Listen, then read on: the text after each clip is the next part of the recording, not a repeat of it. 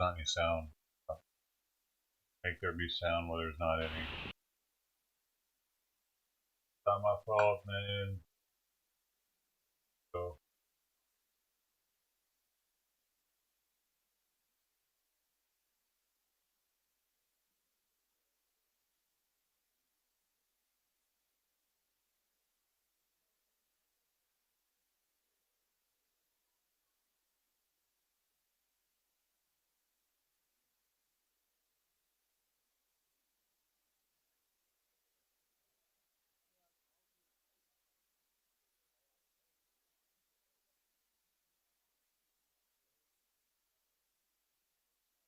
oh, the heck? Somebody hosted me yesterday on D Live.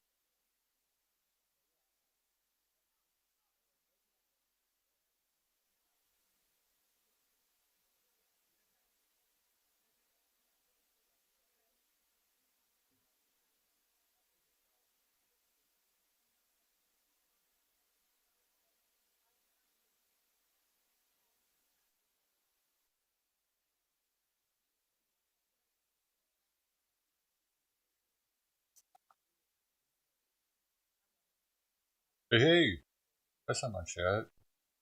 Dude, I thought that was my chat for a second. It was their chat. I was like, damn, this shit's rolling. No.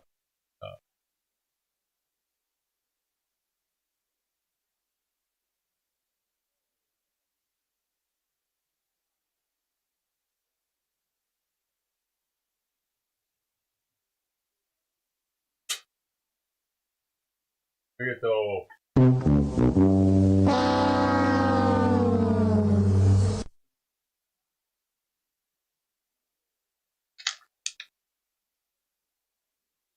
crazy cat lady, Flume, Bob, Liberty Bell.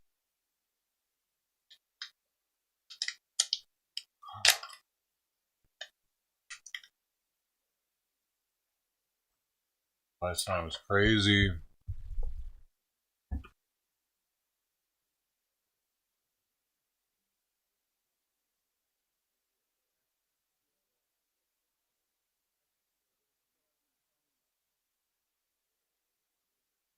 Oh man, I sure could use a phone call for them. Let me know that, hey, we decided to offer you money to move out again. I mean, I need that to happen.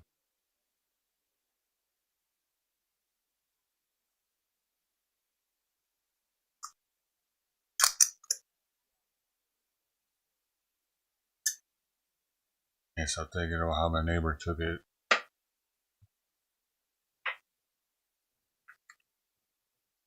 And now all of a sudden they just don't need me to move out. What is that? Hey.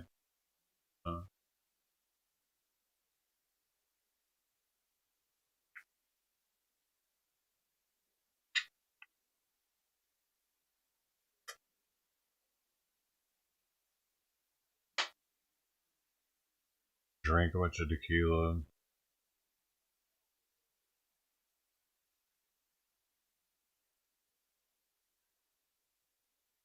While the place was being shown. And made sure. My neighbor needs to stop fucking eavesdropping on me too, motherfucker.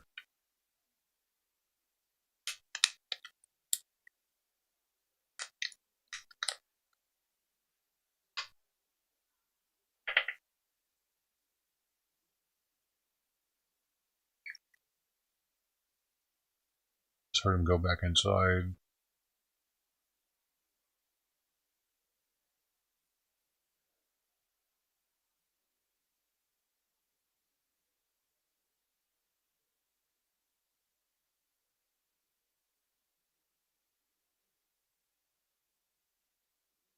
Oh, he's just an asshole. He's just an alcoholic asshole that starts his day with a beer in the garage to hide it from his wife. He's just that kind of dude. See, I wouldn't hide my drinking from my wife. Yeah, who wears the pants in that family?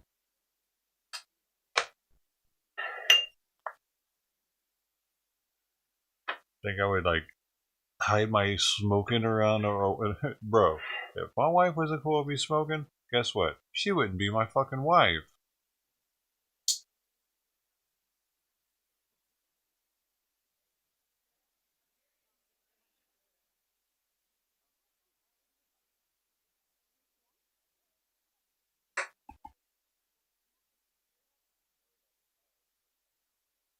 No, probably not. Probably not. She probably hates him for it.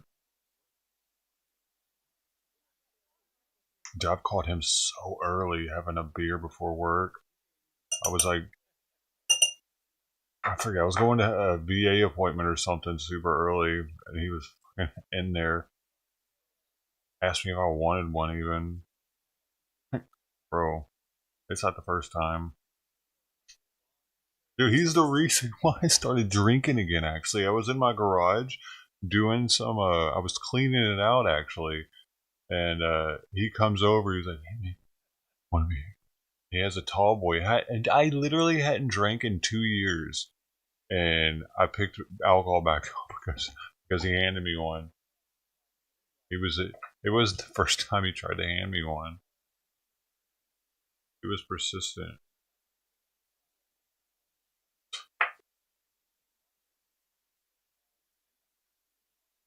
I threw up that night from one 24-ounce beer. It had been that long.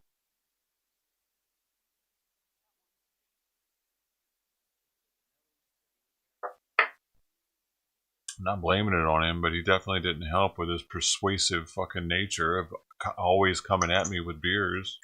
It's not his fault, but it's not his fault. Like he had some he had some doings there in it. You know, he didn't have to keep trying to give me beer. You, you know what I mean? Why are you doing that?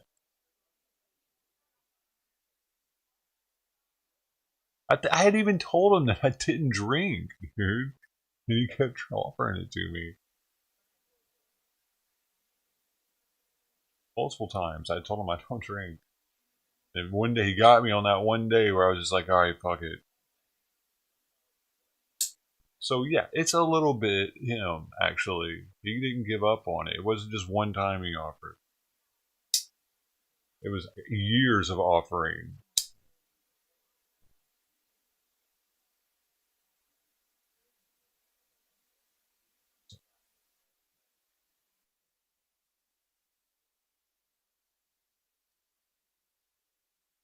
And it was before I was a streamer, so I didn't talk to anybody yet. He came over and started talking to me and shit. I was lonely, you know. Fucker. Took advantage of the situation. I was like a, I was like a chick in despair. You know what I mean? Like he swooped in on.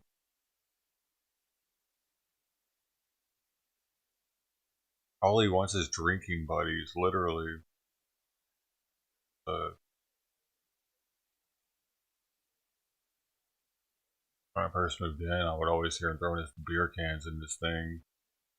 I think she made him stop doing that.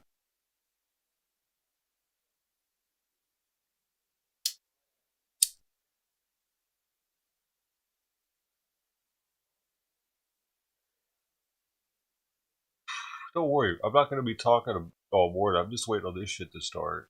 I can't wait for it to start so I can shut the fuck up and do stuff and not have to. I don't want to have to talk, dude.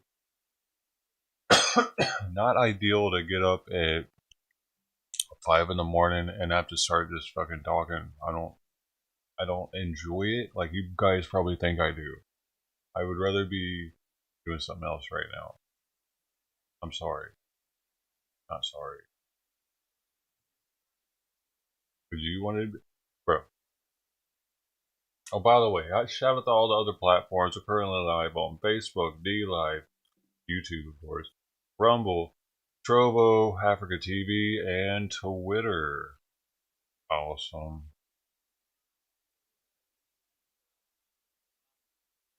7 whole viewers across all platforms.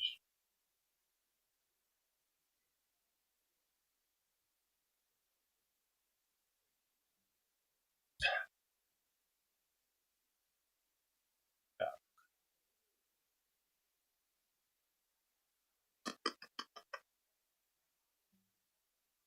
Yep. That's about what it boils down to. And I gotta be honest, y'all, if I'm pulling CJTV numbers with this trial, I'm gonna quit doing it. I'm sorry. I'm like, I'll just quit doing it. Yep. Like he's like halfway into a trial and only 14 people are kicking it there with him. And he actually fought fires in Kenosha. If it's like that over here, though, also,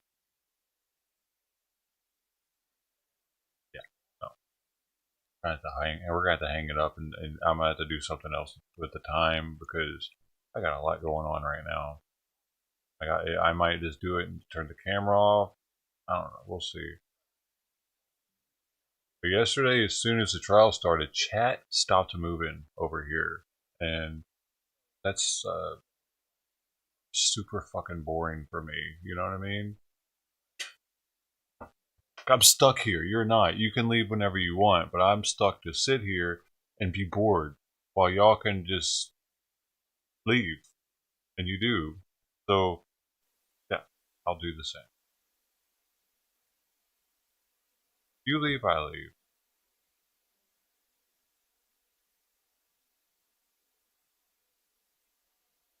Every time I said what? I said I would quit this stream. I said I would quit. Are you trying to piss me off? You know what? You gotta go. Fuck off. Actually trying to piss me off. Bye. Bye. Fucking bye. I'm already not in a good mood, dude. Holy shit. Shut up.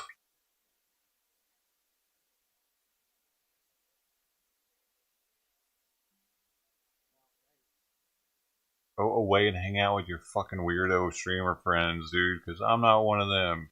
I'm up here, they're down here. Go fuck off now.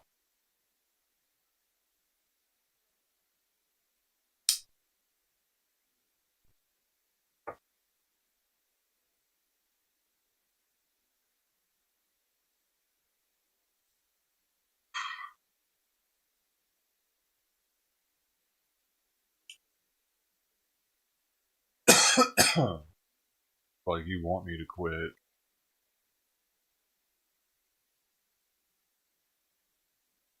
Try to say things to piss me off, push me over the edge so I quit. I don't need you around here.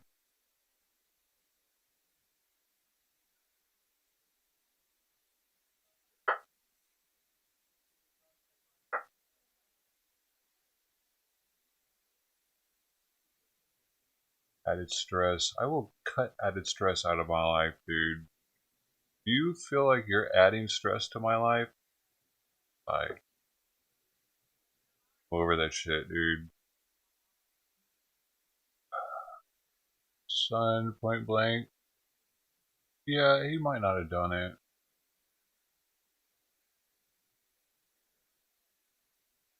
At the same time, though,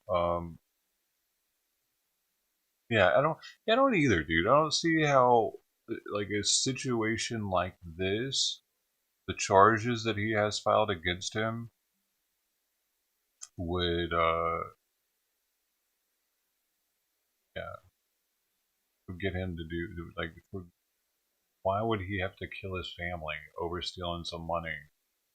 That's what I'm not connecting the dots on that one. Because he'd have to do with it. Well, was his kid gonna tell on him or something? Gonna to rat him out, maybe? I don't know. Yeah, I mean, but if he wasn't, like, if he wasn't drunk though, it makes it even harder to. Maybe if he was drunk in a fit of rage, but.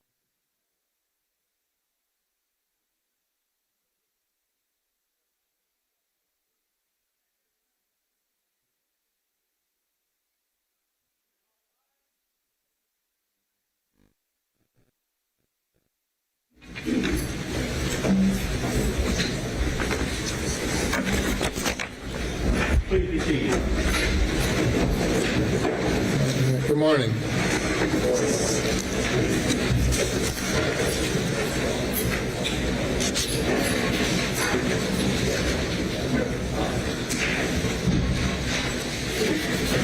An email was sent to my chambers at 5:52 p.m. yesterday by someone by the name of Chris Wilson, who I don't know whether it's the Chris Wilson who's on the witness list or not, complaining about the violation of my Putting too many fucking cameras on the screen. Prohibiting the disclosure of the identity of jurors. Did not respond to the email, and I'll make the email a part of the record in the case. If counsel can look at it if you like.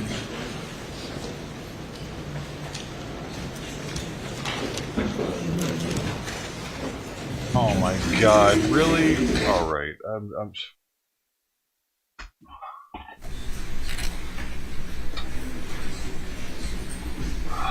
They're trying to do too much over here, dude. The sound is shit. It's all reverby, dude. You hear that? Headphones, you can hear it. It's fucking bad. It's like I'm in a fish tank. Listening to it with 2 garden hoses on my ears. Bruh. Worst audio ever. Law and crime. I gotta find something else, dude. Another source. Hopefully.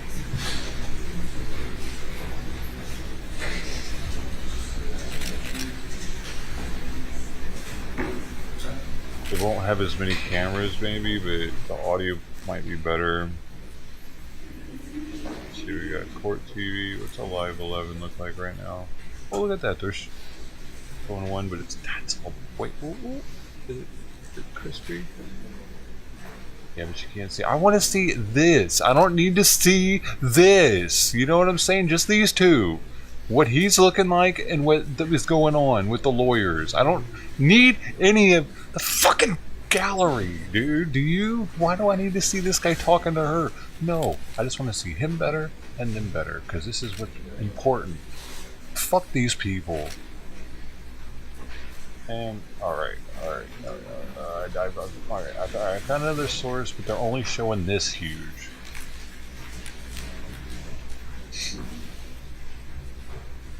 Man. Court reporter as a court's exhibit.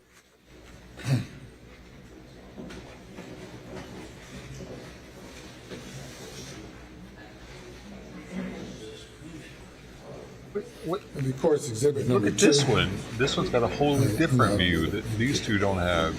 Any comment by the state or the defense? No, Your Honor, none from Mr. Murdaugh. None from the state, Your Honor.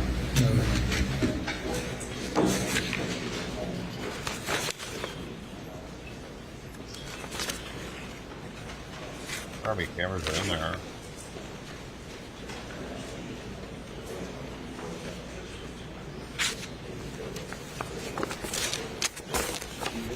Anything before the jury comes? Nothing from the state, Your Honor. Your Honor, the video he's about to show has, I believe, and I believe he agrees, images which are under the order signed by you. And so as they're being proposed to be shown, if I have something or he has something, we're going to, obviously under that order, we have to disclose that to you. And if you approve the showing, we've got some logistical issues. If you give me just a minute, these monitors are, that one is not working, but this monitor is viewable from the audience, and we'd like to cover it up with some MacGyver-like device that's been developed by Mr. Waters, where you tape paper, we can flip back and forth. So if somebody has some tape, I'd like to do that before he begins so that nothing's shown back there.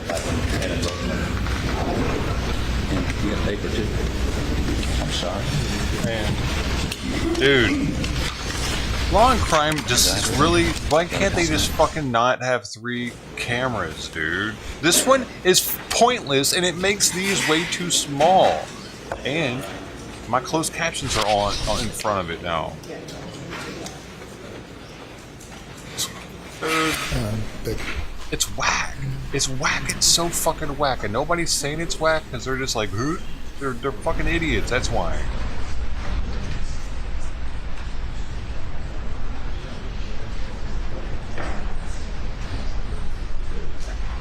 Oh, he listened to me. Yeah, get at me. That's better. Are you here? Are you here right now? Hey.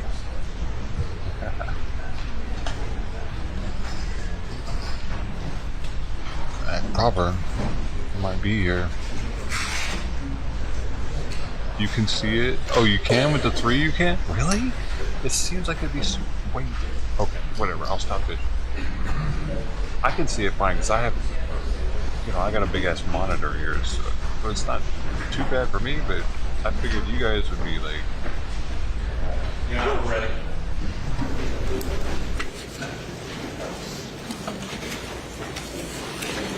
All right, you may bring the jury.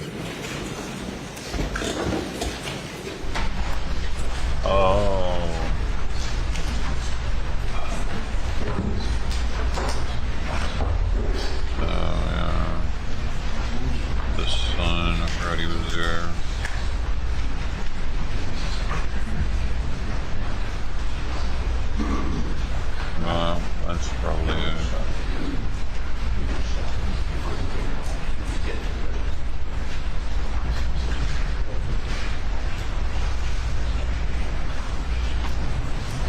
Yeah. Well, all right then. I guess they know what they're doing.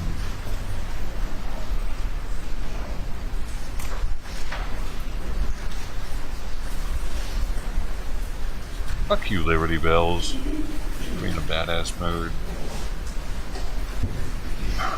Fucking stuck on that old dumb shit from DC. Still stuck on it.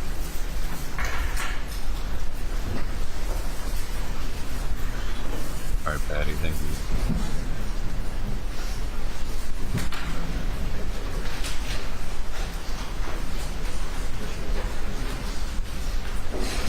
The small screens at the top are almost viewable.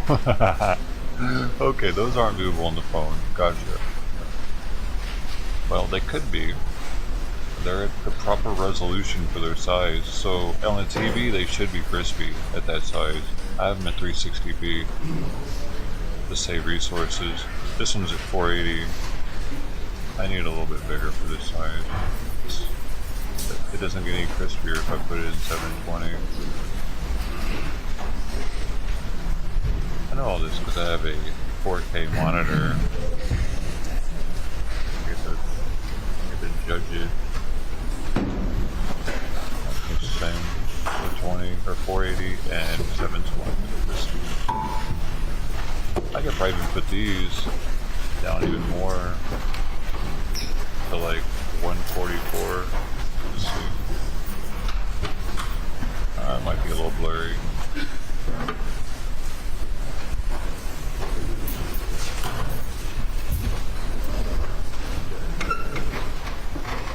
Like I can read the date, I can even see the numbers in what it says on the numbers as they're counting down on the time.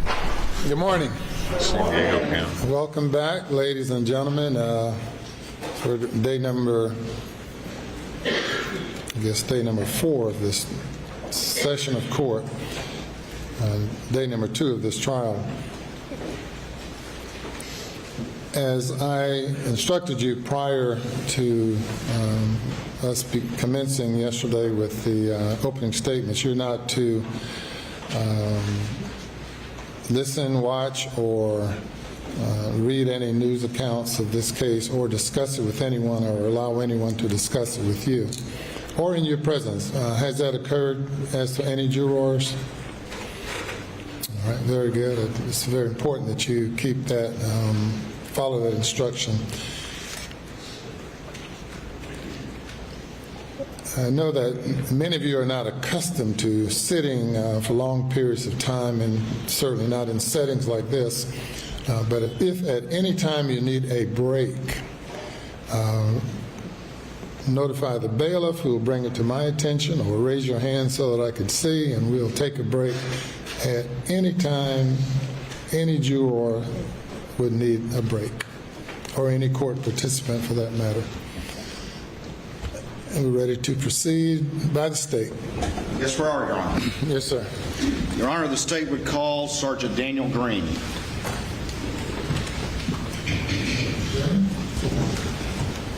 Police officer. Looks like it. We said Mr., not officer.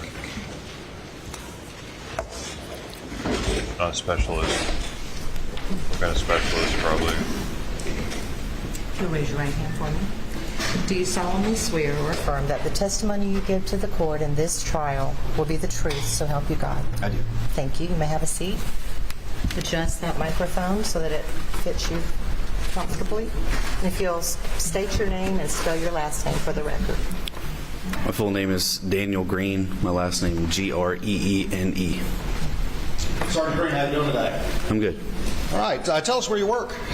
I work for the Colleton County Sheriff's Office. Okay. And your rank is sergeant, obviously. Is that correct? That's correct. Tell us just a little bit about yourself. Just give us just a little bit of your background that led you to your career in law enforcement, if you would, please. Sure.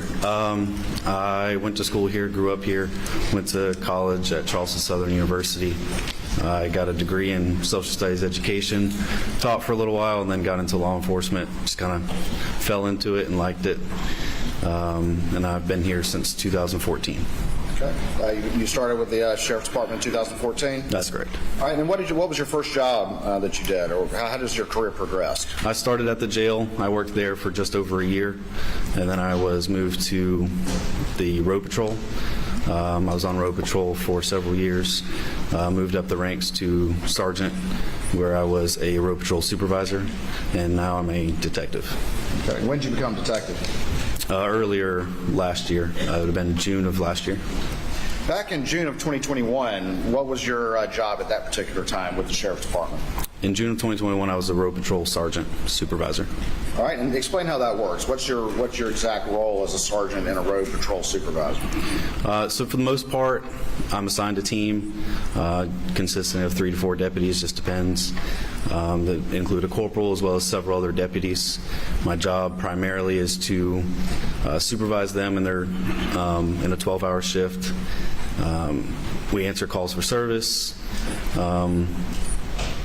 Sometimes I'll go with other deputies to calls that require more than one officer to be present, but the majority of my job is supervising what they do. And during June of 2021, were you working day shift or night shift, or how did that work? I was on night shift at that point. And what are the hours of the night shift? So we swap every 2 months. So 2 months you'll be on days, 2 months you'll be on nights. For those hours, it's 6 a.m. to 6 p.m. or 6 p.m. to 6 a.m. Okay. And let me take you to the evening of June 7th, 2021. Were you working that particular evening? I was. And what shift were you working that day? We were on night shift. All right. And again, so what hours would that be? Working from 6 p.m. to 6 a.m. So you went on duty at 6 p.m., is that I did, correct? yeah. Okay. And you said you're the sergeant. What was do you have a squad that you're supervising that are out during that shift? Explain that to the jury, if you would, please. So that shift consisted of myself being the sergeant. I had a corporal and 2 deputies working as well. And at that point, I had a lieutenant who was my immediate supervisor. He was working as well. All right. And again, you tell me who those people were? Sure. So my corporal was Corporal Janicki, and the 2 deputies working with me were Deputy William Pruitt and Deputy Chad McDowell. All right. And the lieutenant was who? Lieutenant Lonnie Nettles. Did you, on the evening of June 7th, 2021, get a call for service at 4147 Moselle Road? I did. And you remember approximately what time that was? Later in the evening, several hours into my shift. Okay. And did you ultimately respond to that location? I did. What was reported to you that led to the call for service from dispatch? That there was a caller who stated he had found his wife and son shot. And so tell me what happens then. You get that report, what do you do? So I get that call for service. Obviously, we immediately respond. In situations like that, we would respond with lights and sirens to get there as quickly as possible. You're driving fast to get there? Yes. Okay. Lights are on? Lights were on, siren was on. I think it still took me close to 20 minutes to actually get to the scene from where I was. But You have to ask dispatch to clarify the address? I did. Once I got out there, it's a very dark area, very rural area on Moselle Road. There were not a whole lot of residences in the area, and I did need clarification once I got out there to confirm the address. Then I located the address on a mailbox across the street from a driveway. So you saw the mailbox in the driveway you entered, is that correct? That's correct. The driveway that you entered that had this mailbox, where did it ultimately lead? What structures were there as you pulled up to the scene? As I pulled down the long driveway, when I got to the end of it, there was a dog kennel area on the left as well as a shed area on the right. Okay. And that was the driveway with the mailbox, correct? That was. Is this location where the scene was, is it in Colleton County? It is. Tell me just a little bit before we get into more specifics. What was the, you said it was dark. What was the weather like? What was the conditions of the scene or the weather in the scene like? So quite normal for June around here. It's rather hot and humid. It had been raining a little bit off and on that evening. It was not raining at the time that I actually responded to the scene. Okay. Were you the first law enforcement officer or first responder on the scene? I was. Were there others, other first responders following close behind? The additional first responder that was directly behind me worked for Colleton County Fire Rescue. He pulled in almost the same time I did. When you would arrive at the scene, before we talk about, what you actually experienced at this scene, what is your main job at a scene like this? What are you there to do as a first responder, the first officer on the scene? Yeah, so a major crime scene like that, my job is to get there, secure the scene, and what I mean by secure the scene is ensure that there are no individuals there that would potentially cause harm to additional first responders coming there or any witnesses or victims that are already on scene. Preserve any evidence that might be there, and then wait for investigators to arrive as I gather information from anybody else that is already on scene. Okay. So you're going to gather basic information, but your job's not to investigate it in great detail. That's correct. Okay. As you arrived at this scene, again, what had been reported to you by dispatch? That a male caller had called and said he found his wife and son shot. And from that report to you, about how long did it take you to ultimately make it onto the scene? It was roughly about 20 minutes. Okay. When you arrived on scene, when you said one of the things that you do is secure the scene, were you at all concerned about any perpetrator still being there at that point in time? When I arrived, not necessarily, just because he had already been there for quite a while. Whenever he called, it seemed, the way the call came in, that he discovered them like that and that there was nobody else there other than him and the wife and son. So you're the first officer on scene, but you're not thinking the perpetrators are still there? It's something you have to keep in the back of your mind, but not necessarily at the forefront. Okay. All right. You didn't come in hot with guns drawn or anything like that? No.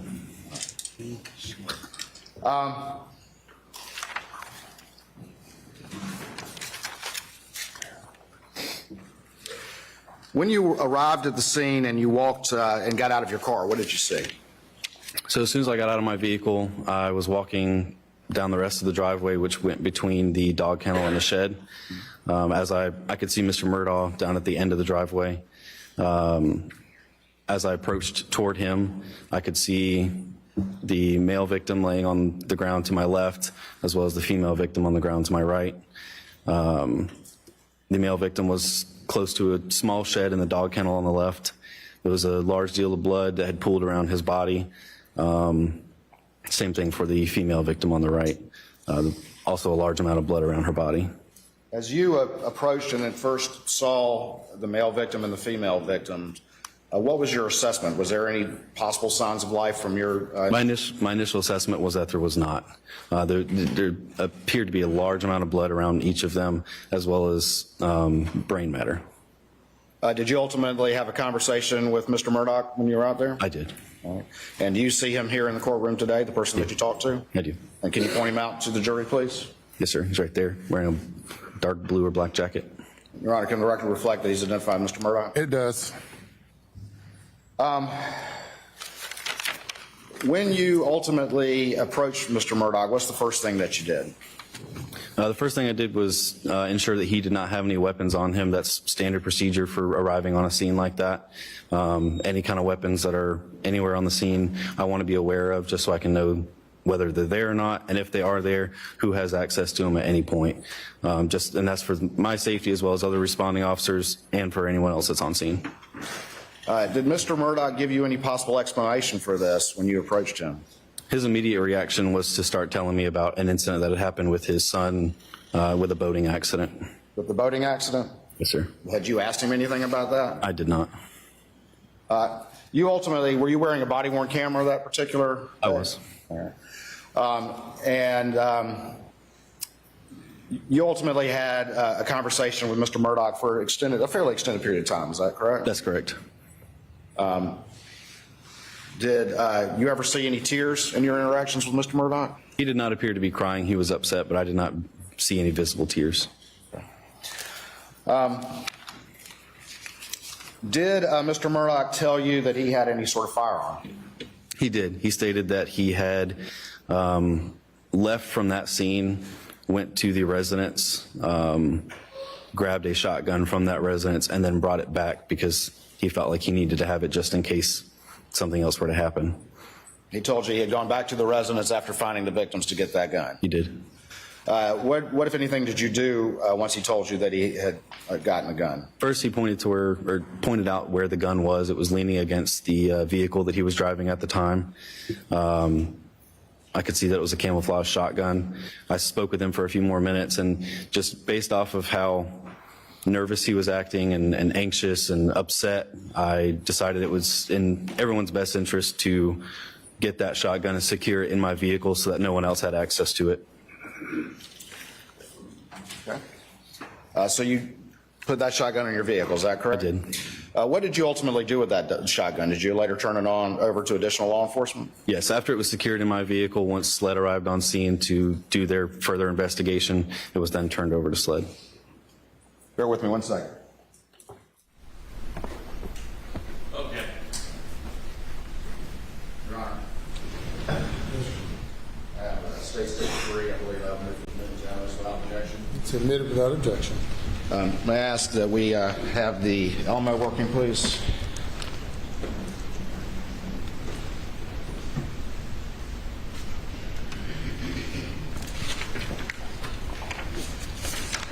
I need to refresh this so it stops highlighting dough. I really wish I didn't do that. I just changed channels.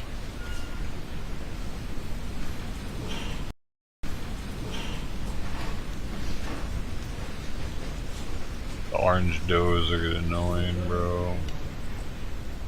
Judge, do you Why want does to it see it first? I highlight? believe it's submitted without objection. It's not a graphic image. Proceed. Thank you, Your Honor. May I publish it to the jury? Yes.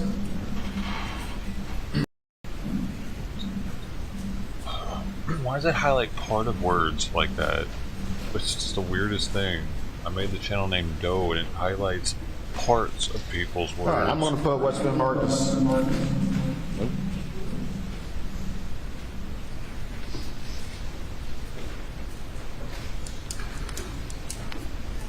I'm going to put what's been marked as State's Exhibit 3 up on the screen and see if I can get it the right way.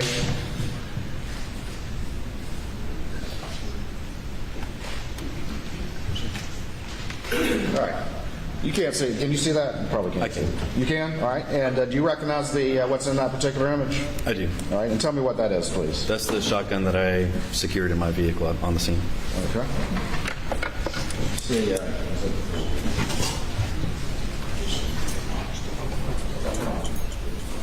Yeah, I don't know why they're not showing the camera.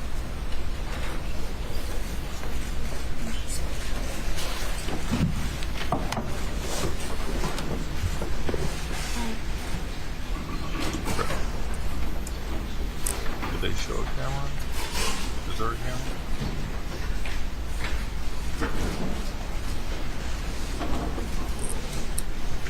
That's a long ass shotgun.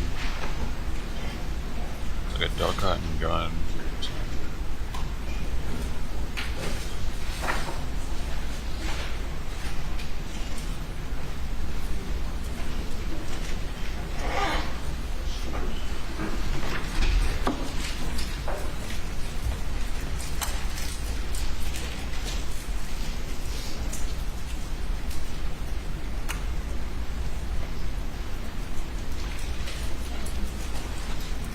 I love that the eagle, it's bigger than the people right now.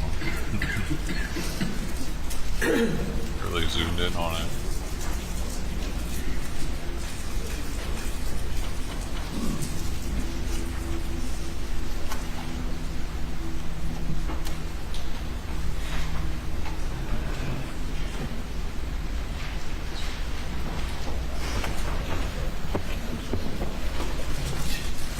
Hey, later, Bob. You won't miss too much, probably. Catch you up.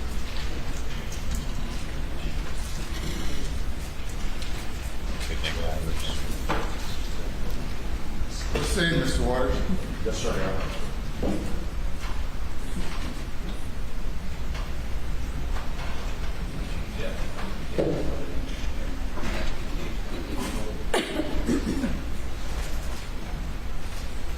Sergeant Green, I'm going to show you what's been marked as Exhibit 4 for identification at this time. And see if you recognize this particular item. Yes, sir. That would be the shotgun that I secured. All right. Your Honor, this time we would move Exhibit 4 into evidence. Objection.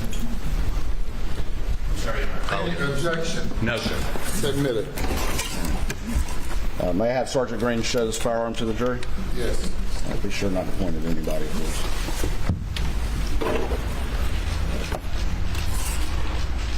You know what gauge that firearm is? Police patrol gauge. Thank you.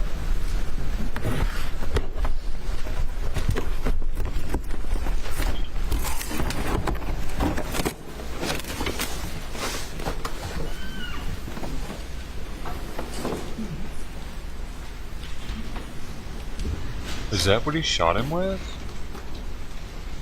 Is that the murder weapon though? 'Cause- All right, Sergeant Green, I'm going to show you one other document before we move on to some other matters.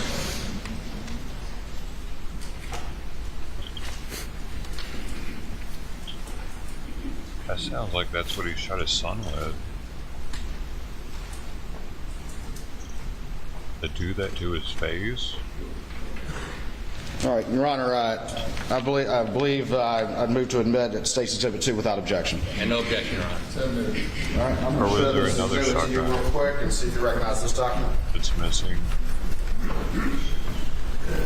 Yes, sir. That would be the chain of custody for the shotgun. All right, is there a signature on that document? It is. All right, and what does this chain document reflect? Can you just generally explain what this means to the jury, please? That I originally took possession of that weapon and then turned it over to SLED investigators. All right.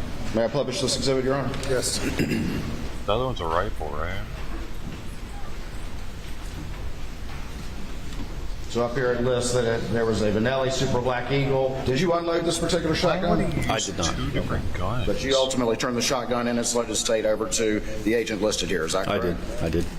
Did you alter or change the weapon in any way between the time you took it and the time you took it over to SLED? No, I didn't manipulate it in any way.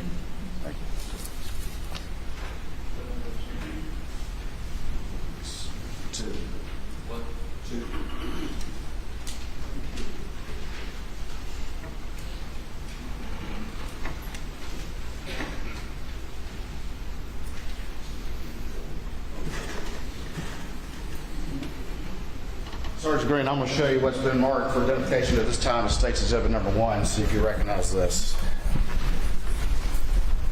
Yes, sir, I do. All right, and can you tell the jury what this is on this disc right here?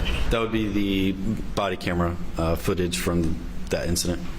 From your arrival at Moselle Road and through the investigation until at some point you turned it off after it no longer needed to be on, is that That's correct. All right, Your Honor, this time I'll move to admit State's Exhibit number 1. Just one. That clarification, that is this officer's body cam, which is a camera that's mounted on his body, is that correct? That's correct. It's mounted on. Yeah. So admit it. Thank you. Your Honor, permission to publish this exhibit to the jury.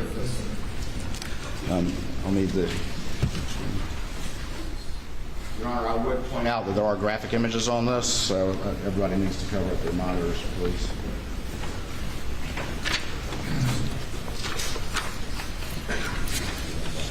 Parties to control what is presented and published in accordance with the court's order. The parties to police that yourselves. Your Honor, we intend on covering the screen up when he gets to the graphic images and then uncovering it. Well, they come pretty quickly, as you... I remember. So, Mr. Griffin's ready.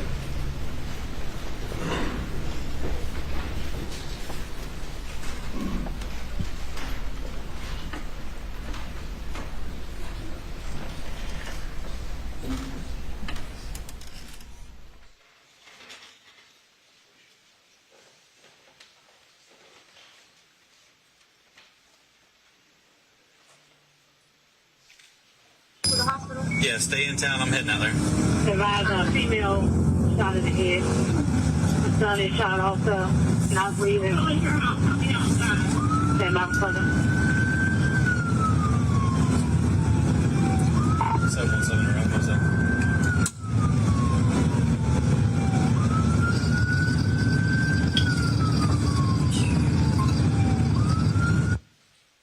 Sergeant Green, this is your body cam video, is that correct? That's correct. The first 15 minutes or so of this video are you running code, running at full speed or at least reasonable speed to get to this scene as fast as you can, is that correct? Yes, sir. My lights and siren were activated so I can get there quickly.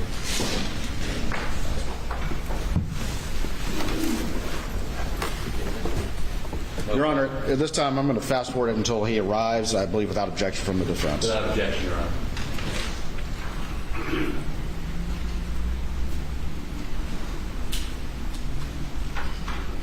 They're not going to let us see anything ever? Interesting.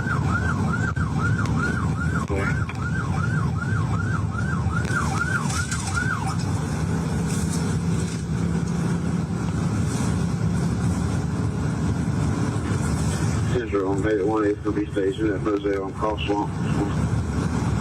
Why aren't they letting us see this? Okay, Kind of weird.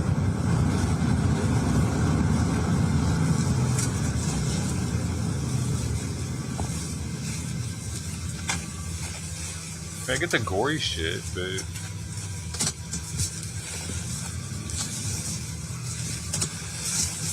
The Central Battalion 1's in here waiting for. I passed the driveway that I was supposed to have turned down.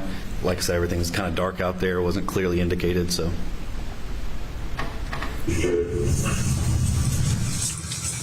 Central, that was 4147 or 57? 4147. Keep your vehicle in the driveway with the flashes on. That's going to be the caller. Copy, I'm going on scene. It's got a long driveway, but the mailbox out front is labeled. He's not at the end of the driveway. He might be up by the house. The mailbox with the correct number for 4147 Moselle? It is. And is that the incident location where you discovered the victims? That's correct. Copy. I'm getting out. Let's call her now. Copy. 2 miles out. Caller is going. Sheriff attached.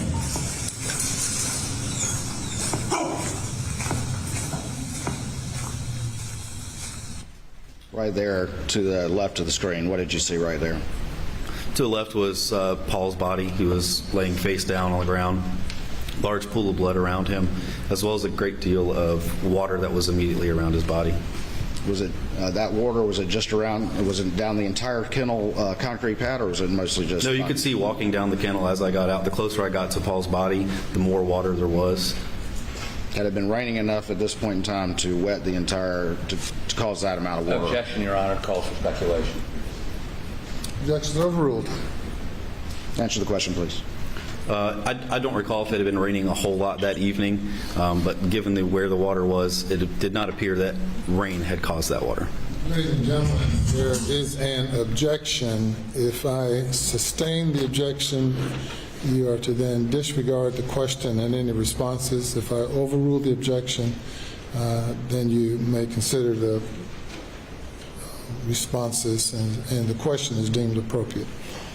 You may proceed. Thank you, Your Honor. I backed it up just a little bit, apparently too far, so I'm just going to roll from here again. 2 miles out. Caller is going. Sheriff attached.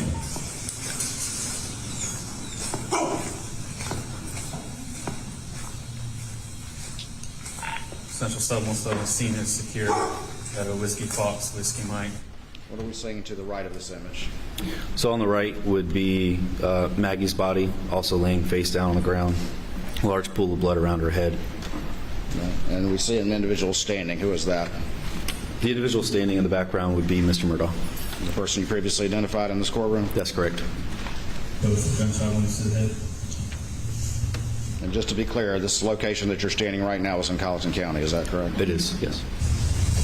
I want to let you know because of the scene, I did go get a gun and bring it down here. It's in your vehicle? Do you have any guns on you at all? No, sir. It's leaning up against the side of my car. Okay. You're fine, man. You're fine. Turn around for me. I don't have any. Okay. Yes, sir. I see that. Okay. This is your wife and son? Okay.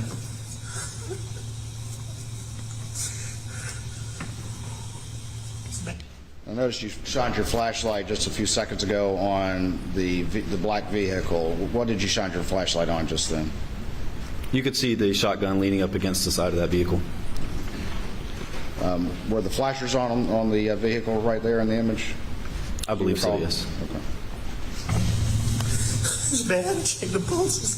Yes, sir.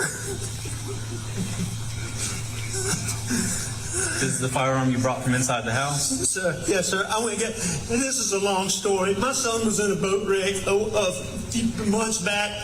He's been getting threats. Most of it's been benign stuff we didn't take serious. Okay. You know, he's been getting like punched. I know that's what it is. When did What? Is that when you previously Hold up. testified that he mentioned the boat case or the boat wreck? That's correct. Prior to me asking him anything about it, he did mention it. That was weird. did you get home? Right when you called, or did you go to the house first? Where is the house? I came to the house first. My mom has late stages Alzheimer's, and my dad is in the hospital. Okay. I left. I don't know what time. I can go back on my phone and tell you the exact times. Did you check? Did I check what? Did you check them? We got medical guys that are that's what they're gonna do. Okay. What are they doing? Can they hurry? They are. Yes, sir. That gentleman that was out here already, he's one of the battalion chiefs. Okay. Didn't you check them? Right before that discussion, did Mr. Murdaugh offer to go on his phone and check? He did. He did. He wanted to verify exactly the timing of his arrival.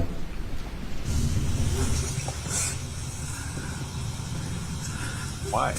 How did you pull up? You from back there? I went to the house, and they weren't home, which was odd. I tried to call. Okay. And then I knew they had been down here before I left to go to my mom's. Okay. And so that is loaded. Okay. You might want to unload it. But, Is this the only firearm with you? This is the only one, or is there any more in the truck? I believe that's it. You think that's the only one? Okay. I'm 99%. Do you normally certain that's have it. any other firearms in your vehicle? I don't, but occasionally there's a pistol in there. Okay. So you're putting something on your hands. What are you doing right there? Those are just gloves, so I could put on my hand to limit the contamination of any evidence. You put those on before you handled the firearm. Is that Yes. correct? Thank you.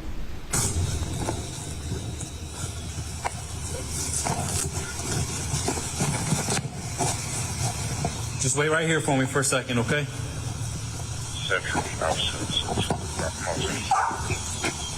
Copy.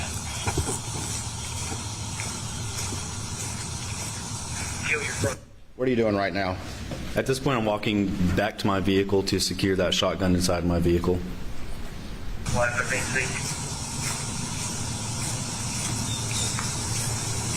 We can actually see you holding it to the left of the screen. Is that correct? That's correct. That's me holding the barrel of that shotgun. Explain to us real quick a body-worn camera. Where is that located, and where are these images coming from?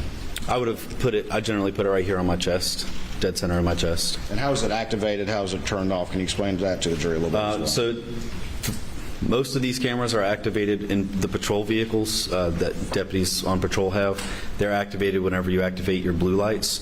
So as soon as I turn my blue lights on, it activates my dash camera as well as my body-worn camera.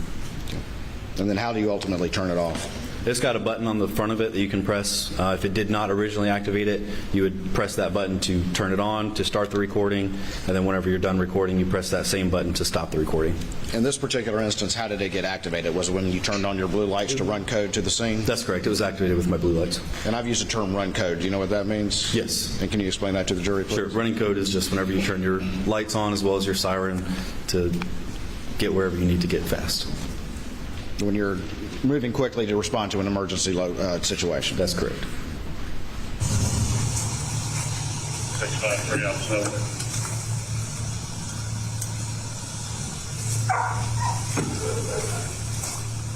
Go ahead, sir.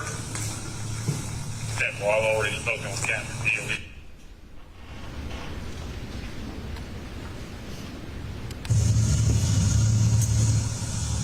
Right there, you laid the shotgun inside your vehicle, is that correct? That's correct. I laid it in front of the passenger seat in the front. Did it remain there until it was turned over to SLED? It did.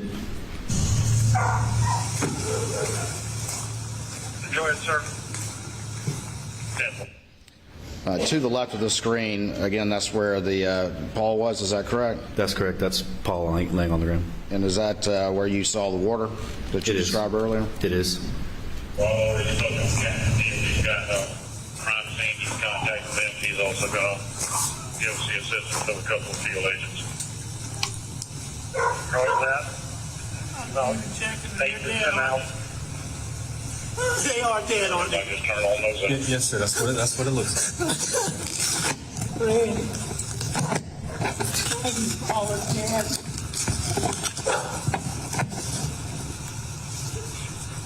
Where are you now? What is Mr. Murdaugh doing at this particular time? He's on the phone pacing around talking to someone. I'm not sure who he was talking to at that point. Did he ask you to confirm if they were dead?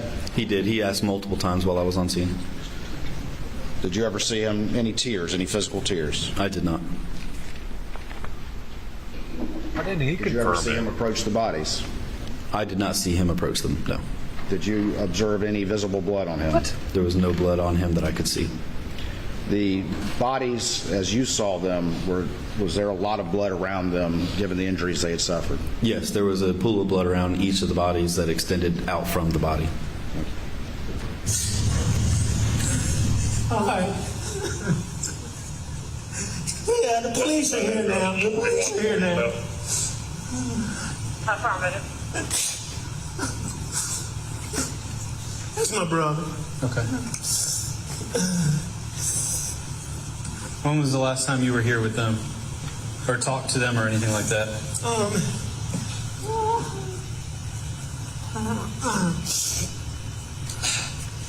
It was earlier tonight. I don't know the exact time, but Okay. I left. I was probably gone an hour and a half from my mom's, and I saw them about 45 minutes before that. Okay. I rode around with Paul for 2 hours this afternoon in the pickup truck. That's your son, Paul? Okay. Somebody go to check him. Yes, sir. They've already checked them. They did check him? Yes, sir. It's official that they're dead? Yes, sir. That's what it looks like.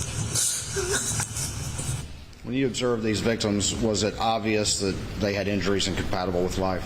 Yes, any reasonable person that came upon those bodies would have come to a conclusion that they were deceased. Sorry. You're fine. I'm very sorry.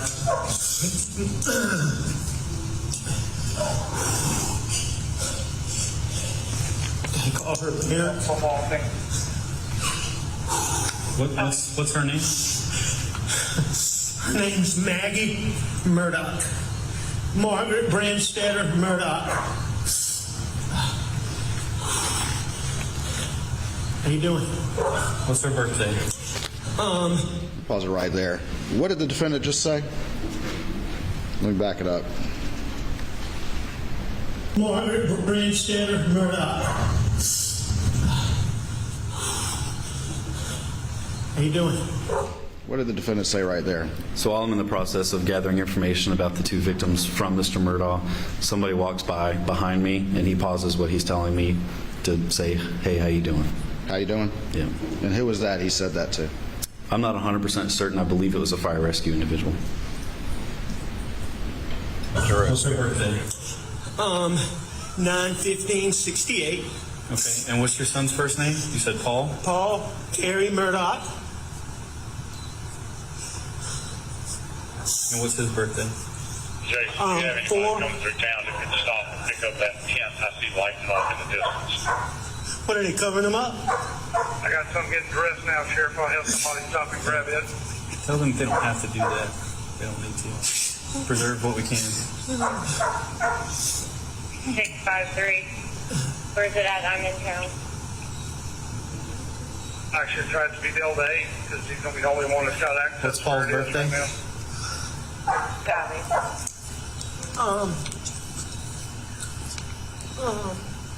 April 14th, 1999, sir. Put it up as wide as you can. That's fine. You said 99? Sir? He was born in 99? He was born April 14th, 1999. Okay. What's your first name, sir? My name is Alex Richard Alexander Murdaugh. Let me ask you this. In your interactions with Mr. Murdaugh, was he able to understand your questions and respond appropriately to what you were asking? Yes. Was he catatonic in any way? No. He was able to answer all the questions that I asked him. Was he panicking in any way? He seemed upset, but I wouldn't say panicky. Did you notice any labored breathing or anything like that from Mr. Murdaugh? Yeah, he was breathing heavily. Never once did he complain about not being able to breathe. I mean, there were fire rescue guys out there. He didn't ask for any kind of medical attention or anything like that due to not being able to breathe. Richard Alexander Murdaugh.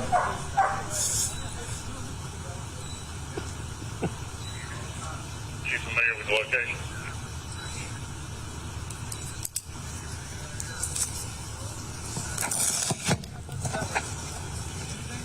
No. Hey, Cody, come around the truck and then go to the building.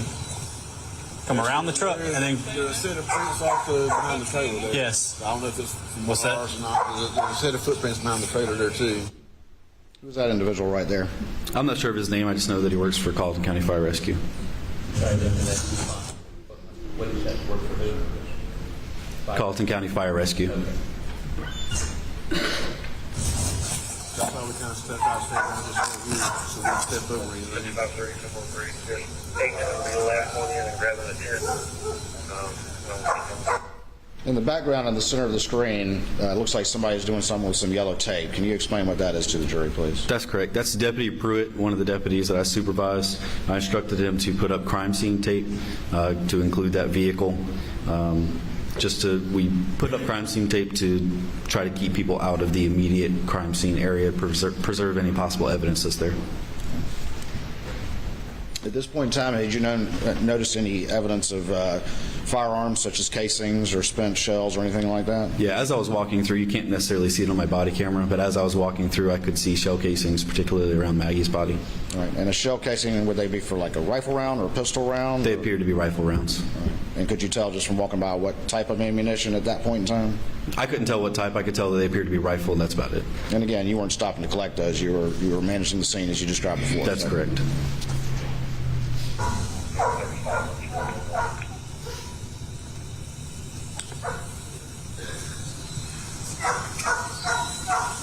Just go over to that corner of the building.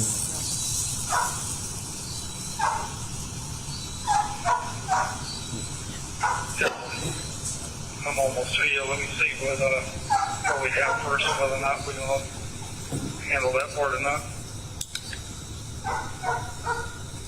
What are you shining your light on right there? So there in the background behind where Mr. Murdaugh is standing, you can see several sets of tire tracks. The grass was really wet that night, so those tracks appeared to be really fresh. So it caught my eye. All right. And why did it catch your eye? It just seemed odd that it appeared to be that many sets of tire tracks since he said he pulled up, went to the house, and came back. It just appeared that there were more than just that. It appeared that there were more tracks than just that. That's correct. I see quite a few tire tracks in here. Were any of these you going in and out? No, I came in here and I left one time and I came back. Okay.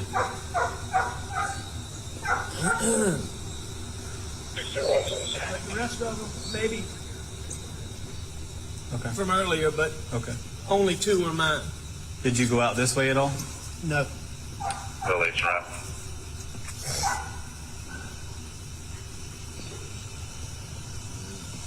Hey, stay here. Got a whole bunch of stuff right there. I don't want to disturb. If I try to get the door there so we can kind of get around that way.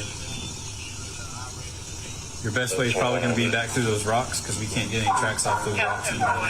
We'll go back around the other way we just came. Okay. Thank you. Each same. Do you have names or anything for them? Yes. Okay, I'll get that in a little bit. Yeah, that's Okay. fine.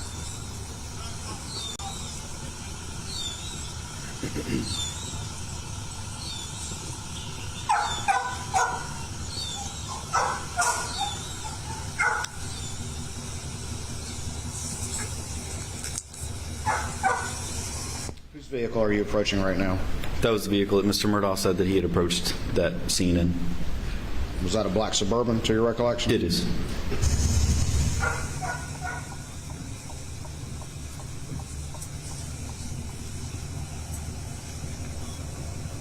What unit's 23 on Moselle? I'm 7 unit on scene. Are you behind the house? There's several of us out here. There's Right there, that would be Maggie's body right in front of that shed, is that correct? That's correct. It's covered up by a sheet at this point. A long dirt driveway right next to the mailbox says 4147, and you'll see all our lights down here at this shed thing. You didn't come through Brick Hollow. Negative.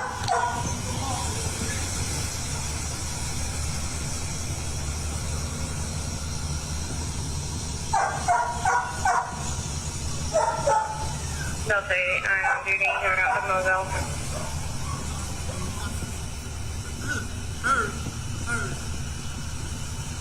Who's that standing way off in the distance there? That would be Mr. Murdaugh. Where did he spend the majority of his time while you were there after your initial interaction with him? From this point on, his general time was spent in that area where he's currently standing. Pretty far away from the scene? That's correct.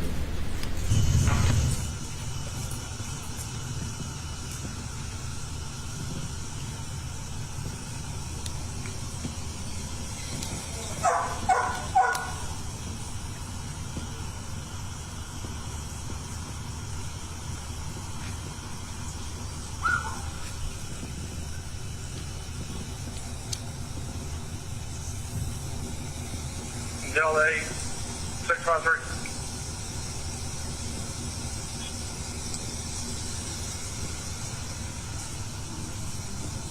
Telephone City. What was occurring right there? So what was occurring right there? Yeah. So both of those deputies, or Deputy Pruitt would be on the left and Deputy McDowell would be on the right. Deputy McDowell was taking small pieces of crime scene tape and just setting them by shell casings, I believe. As road patrol officers, we don't generally have those little placards that you'll a lot of times see in crime scene photos. But to prevent somebody from accidentally stepping on them due to it being so dark out there, we tend to take something small like a piece of paper, a piece of crime scene tape, set it next to it just to indicate it a little bit better. Again, part of the job of a first responder to sort of protect the scene until the crime scene investigators get there. That's correct. Both these individuals, were you supervising them that night? I was, yes.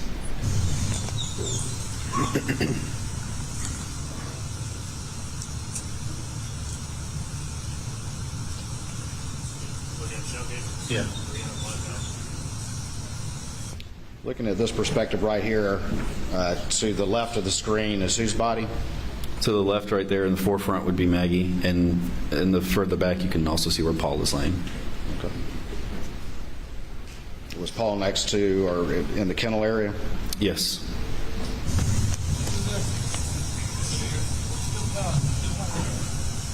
I think his brother. He said he was calling somebody. So. He said what? He said he was calling somebody. Yeah, I'm sure he was. There's a couple of shell casings right there. Yeah, those will be easy to find. I was just marking a couple that were in the gravel. It might be harder to see at some point. Y'all familiar with this family? Yes. I wasn't until he told me names. Last name Murdaugh.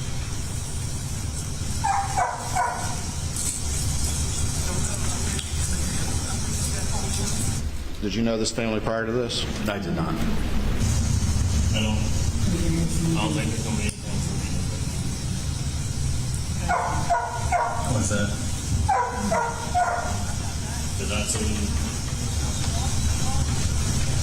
You said for Evo to do? Yeah. Yes. Okay. Yeah. Hey. Who is Evo? Evo would be Deputy McDowell's K9. Hey, watch the step. Huh? There. Okay. Who is that approaching right now? That would be my immediate supervisor at the time, Lieutenant Lonnie Nettles.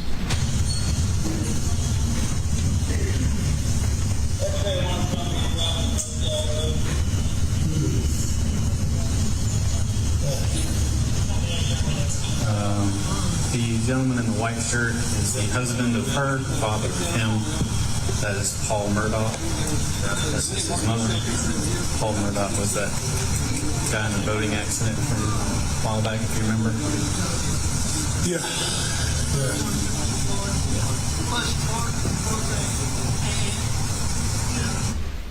Just then, were you describing the boat wreck? Yes, it had been in local news previously, so. And it was your understanding that Paul was involved in that? In some way, I had no idea about the actual details of the case to know what his involvement was, honestly. Most likely. He did have a firearm whenever I pulled up. It's a shotgun. It's been secured in my vehicle.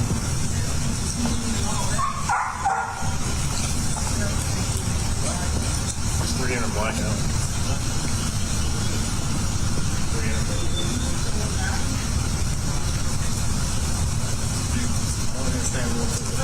1017, when you get a chance, can you give dispatch a phone call?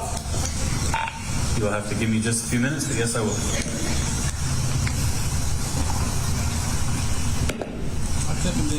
That dispatch call, was that related to the case in any way? I don't believe it was. I don't remember what that phone call ended up being about. As a supervisor, if a lot of us are tied up at one time, they will tend to give me a phone call to let me know that a certain call is pending or something else is going on. Just to help keep the radio traffic free, they'll call me on my cell phone instead. Did your entire squad respond to this this particular call, or did somebody? There was one deputy that remained in service. Okay. Did not respond here, but remained on the road. Correct.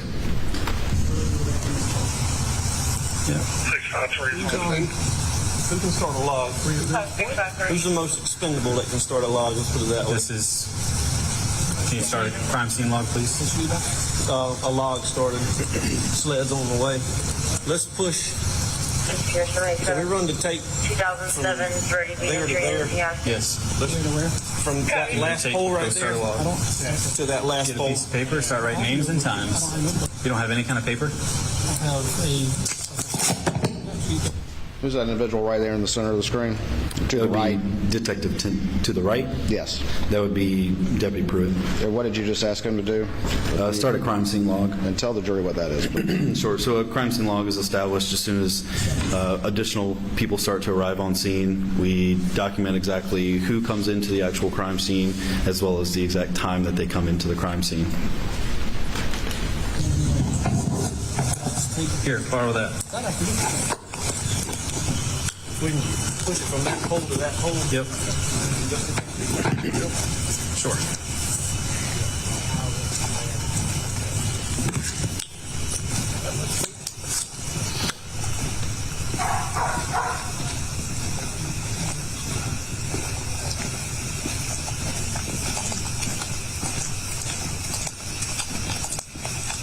I do see some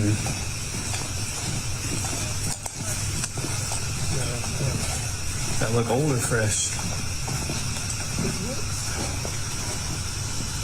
Old, yes. What are we doing right here with the tape? So I'm securing it to the corner of that part of the shed to run it along to a shed on the opposite side of that area. We just expanded the crime scene out a little bit further. To protect a larger area? Yes. Yes, sir. You need to speak more directly into the mic, or can you increase the volume, Madam Clerk, of that mic? Just a little. This one is working? I'm referring to the witness. Oh, sorry. Increase his volume, or? Pull it up to you more. All right, thank you. Yes, sir. I usually don't have a problem being too quiet, but speak up for us if you would, please. All right, so you're securing the crime scene tape. Let's proceed.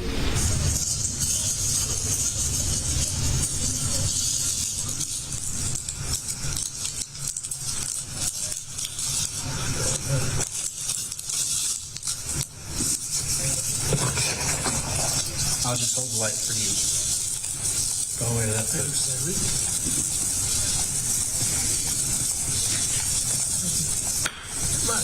Marty, let's just keep our fingers crossed. Yeah, I think we got it. This is 5-3, y'all. The responding unit to Moselle Road stopped at the road. No one else come down the dirt road. Stop at the road.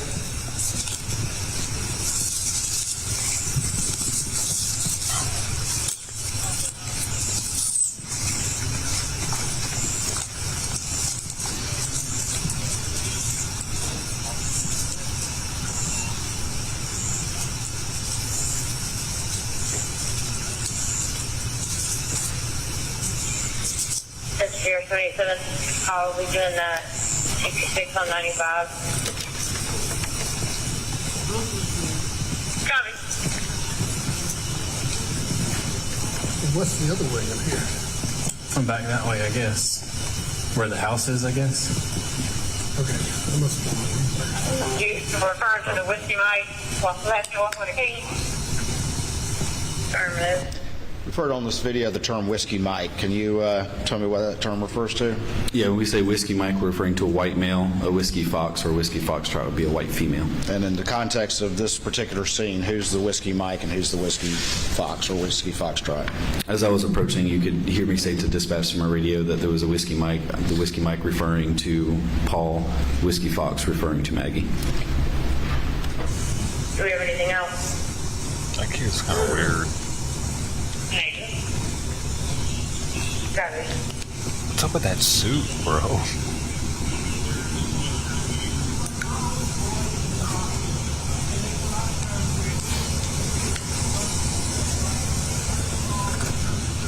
Oh, stick around.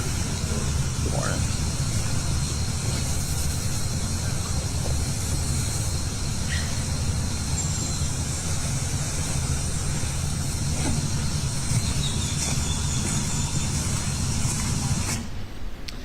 To the very right of the screen, well, strike that. I'll wait. Are you on the times and people's names? Correct.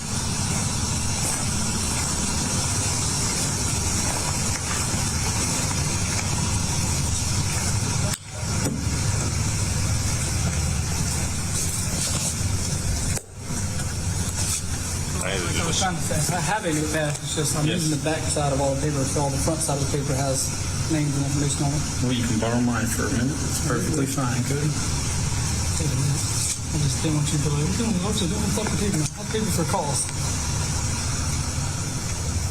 Do you not have any crime scene log sheets? Hey, it's 717. I was asked to give you guys a call. Have it in your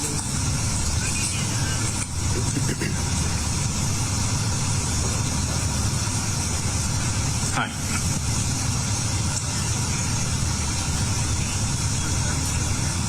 Okay. Okay. Who's that? His sister or something?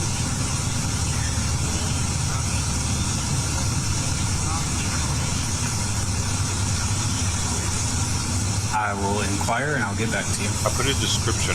I just copy and pasted some other person's description. I think it's good enough.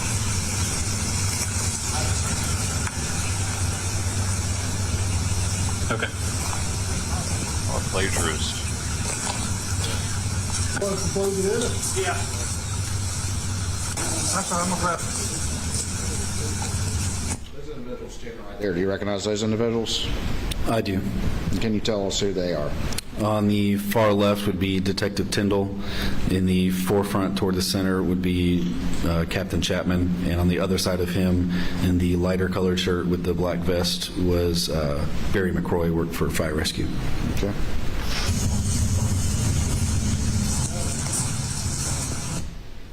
Did the sheriff respond to this particular incident, to your recollection? Yes, he did. But as far as who was the senior officer actually working the scene at this point in time until SLED arrives, who was it at this point? That would be Captain Chapman. Captain Chapman? That's correct. Actually, I'm gonna grab a couple. I got some right here. Hey, you want us to close that in? Sir, was that? You want us to close it in? Yeah.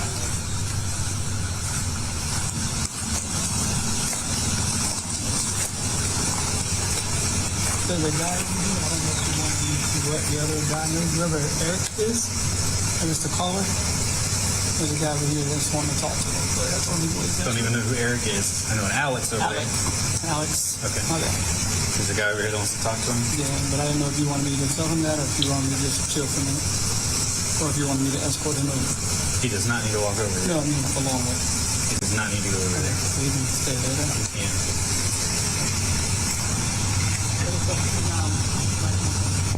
Let me ask you this. Before you had referred to a brother arriving, is that correct? Yes. And was that a brother? Was he allowed to talk to Alec and go over to Alec? I believe he did. I don't recall. I never actually interacted with him at all. And then this discussion right here with Deputy Pruitt, what was going on right there? So there was someone that arrived on scene and wanted to go and speak with Mr. Murdaugh. I told him to just wait a minute on allowing him over there so we could determine the best way to allow them to talk, simply because the crime scene was so large and we did not want to contaminate anything that didn't need to be. Okay. To your knowledge, was that individual, whoever it was, allowed to interact with Mr. Murdaugh? I believe so. He was eventually, yes. People that arrived were allowed to go see Mr. Murdaugh, is that correct? That's correct. He was not in custody at any time, is that correct? No. I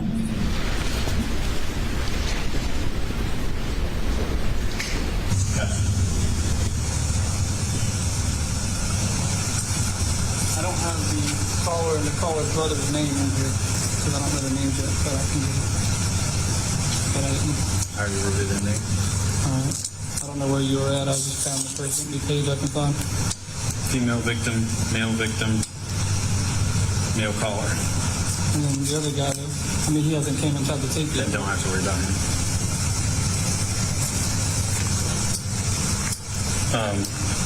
Just make sure you get the. Here.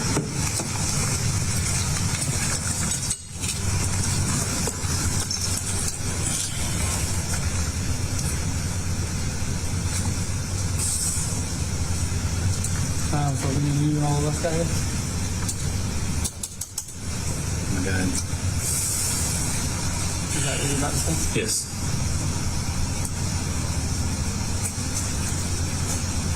What are you doing on the computer right here? Do you recall? Yeah, so on those computers, they're mounted in our patrol vehicles. We can see details of the call for service or other calls for service. In this case, I was looking at the information for the incident on Moselle to determine what units had been dispatched, what units arrived, and when they arrived, due to Deputy Pruitt trying to establish the crime scene log. And you use the term call for service, which is a police term, but that essentially means responding to any emergency or any type of call. Any citizen that would call our dispatch center to request law enforcement assistance or fire rescue assistance, it's called, we just refer to it as a call for service.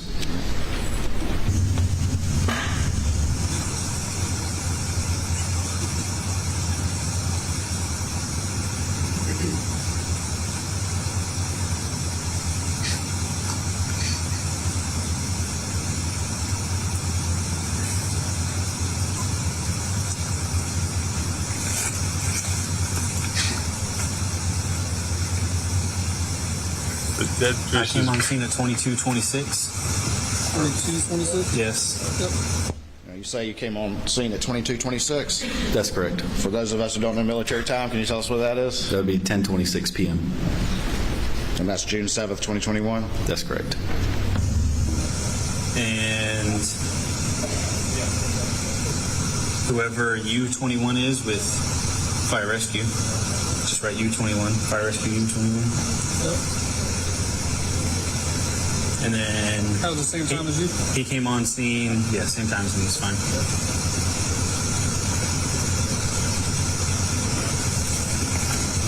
Medic 18 at 22:27.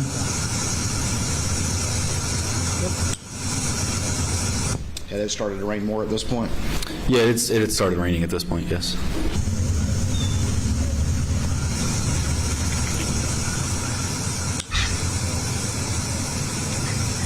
.758 on scene 22:30. Same time as you.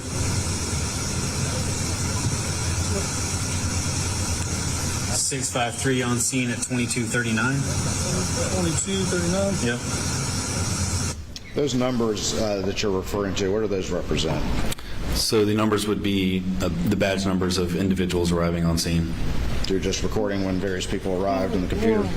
They're recorded in the computer, so when we arrive on scene, we let dispatch know our number and that we're on scene. They log it into the computer, and then we can then put it on our crime scene log.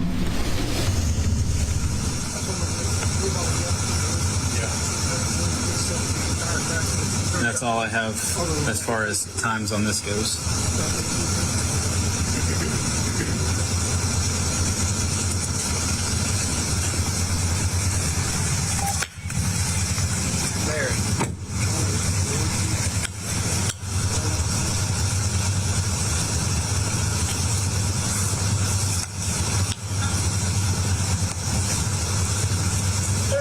27 Central.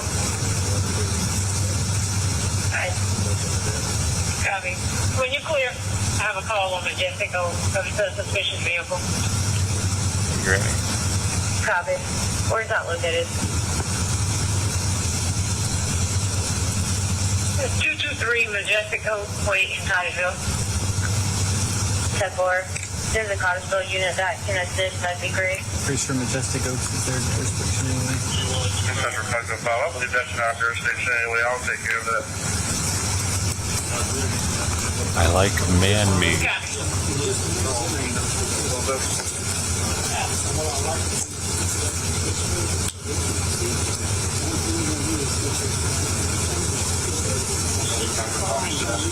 Three Majestic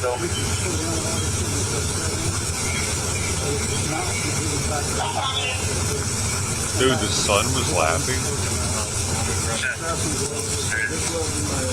I got something. I'm trying to get it. That individual walking off to the left of the screen, who was that? The one walking away from the screen or that just approached? Walking away. That was Deputy McDowell. All right, and then the center of the screen, who was that? The one that just walked up and is in center screen now would be Captain Krause. All right, and then next to him, facing the body camera? That would be Captain Chapman. All right, and then to the far right? Detective Tyndall. Green Trailblazer. Correction. Because unknown what type of vehicle she had. Were there dogs in those kennels to your recollection? There were a couple of dogs. I don't remember the exact number, but I do remember seeing some. And the green Trailblazer, it's her yard that belongs to her. She says she can only see the tail lights of the vehicle. She is also threatening to use them for time possible. It happened about 5 minutes ago. Yeah, well, I'm in there. You can't let her put the field down possibly.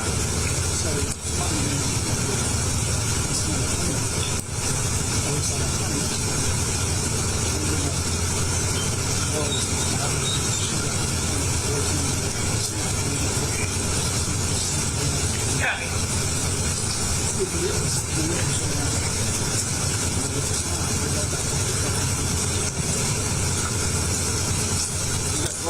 Yes, sir.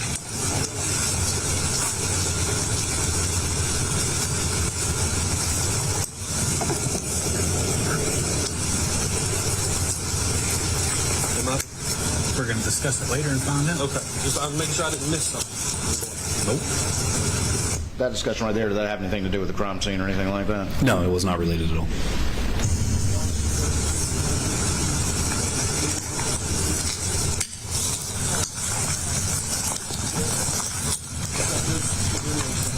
What'd you just put on your hands then? Those would be latex gloves. And the gloves you put on that you described earlier to the jury, what were those gloves? Those are more tactical gloves. They're not necessarily ideal for handling any kind of evidence, but due to me already being out there next to the shotgun, I did not have any latex gloves on my person, so I used what was available. Right. And why are you putting on latex gloves right now? They were wanting to look under the sheet where Paul was, so just to prevent any kind of contamination of any possible evidence at all, we would just always put gloves on. All right.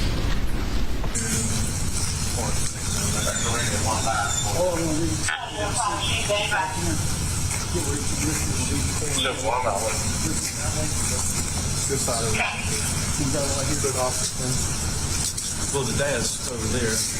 Actually, hold on. Some people just won't do it. Fire rescue might have some more sheets we can steal. That's why it shouldn't be me about 5 minutes.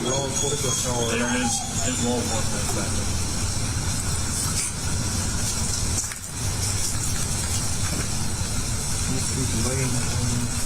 Laying on the ground.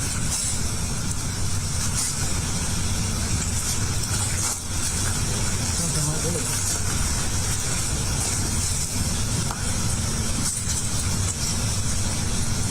I don't think you're going to put it in 300 blackout on the way. Not unless it's the shortest 300 blackouts ever been laid. I don't think you put that phone back. What is that discussion about right there?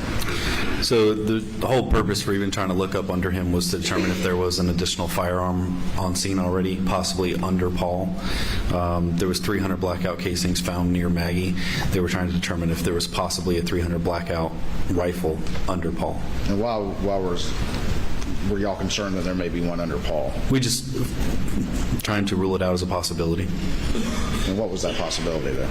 That he could have shot Maggie. And then did what? Shot himself. So you're looking to see if there's a gun underneath if he had shot himself and then fallen on top of it? That's correct. I haven't asked the dad about the phone, but dad did say he came over and checked the pulses. Did you see a phone near Paul when you arrived on the scene? Yes, there was a phone laying on top of him near his back pockets of his shorts. I'm going to back it up just a little bit. Is that it right down there at the bottom? That's it.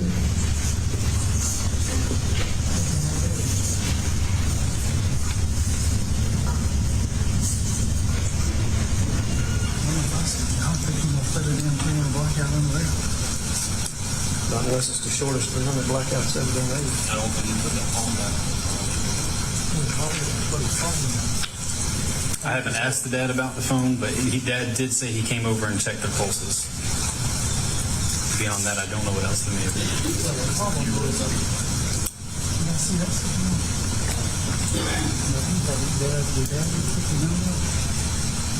He had a shotgun. He did have a shotgun with him. I have secured that in my vehicle. Yeah, but they set up a shot. There's one always one of the bottom shot. Yeah, but that's his head on.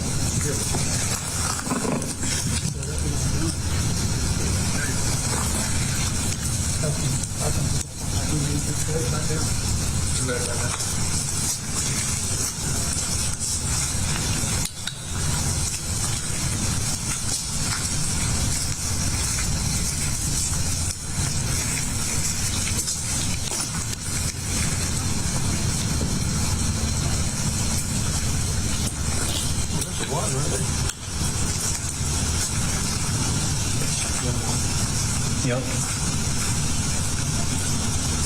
Dude, he's already not taking it I got serious. multiple gunshots out of that window too. That suit. Shell, at least 3 shells. Got it. Right to the left of the screen, there appears to be, what does that appear to be to the very left of the screen? There's some dog crates over there. On top of one of the dog crates is actually a dead chicken. Say that again, I'm sorry. A dead chicken. Okay. On the far left-hand side of the screen. Was it shot? Your Honor, with your permission, could you step down to the screen and point what you're talking about to the jury?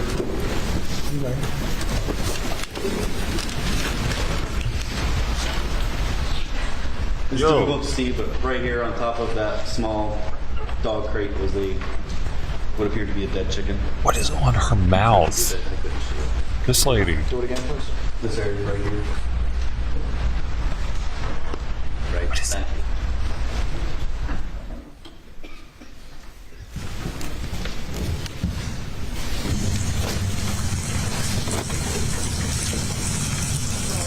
Yes. You need in and out times or just times arrive? It's like if they exit multiple times and come back in. You don't need to keep doing all that. Okay. I wanted to make sure before. Yeah.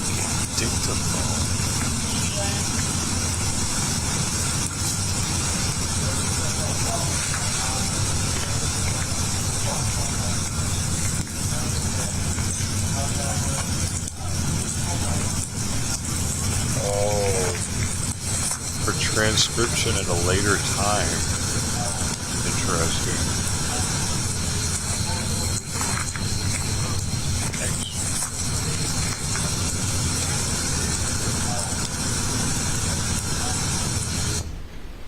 Is that your light's on right there? That's correct. That's when I was really noticing the chicken.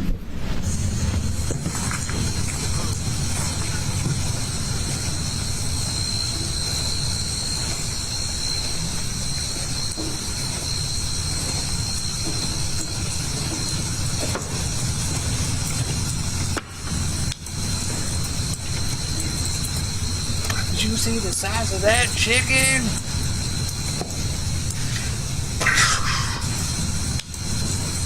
Young guns, man. Very good. They're high on peyote.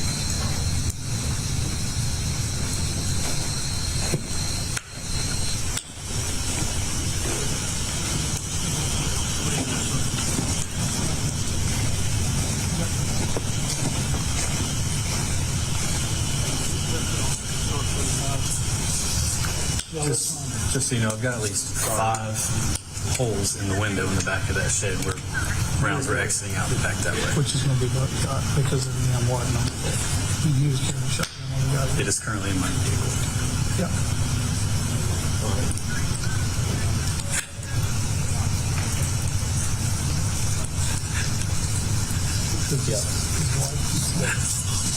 Thank you.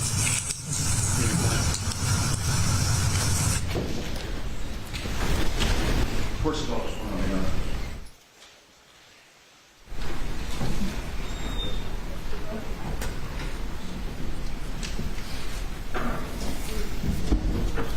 Gentlemen, let's stand for a moment.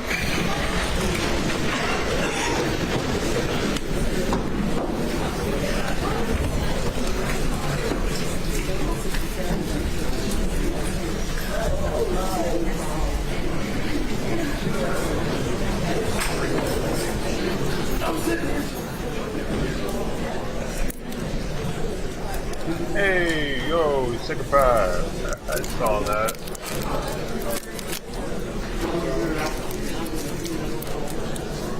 Sick of five says, proud of you, keep up the good work. $5 through Cash App. Thank you so much, Sick of five, for your support and generosity. Overwhelming support and generosity. Fireworks. Hey, thanks. Thanks for being here. I haven't done anything yet, though. You may proceed. What are we proud of? That's the extent of the video that state will publish at this time, Your Honor. Let me ask you a few other questions if I could. Deputy, Sergeant Green. I'm going to show you what's been marked as Exhibit number 5 to your testimony and see if you recognize this image. Yes, sir. That would be an image from my body camera when I was looking at the tire tracks in the grass. Hey, put back to the Elmo, please. Your Honor, this time I would move to admit State's Exhibit 5, I believe, without objection. Any objection to State's Exhibit number 5? Submitted without objection. Your Honor. Yes. Publish any exhibit that has been admitted. Thank you, Your Honor.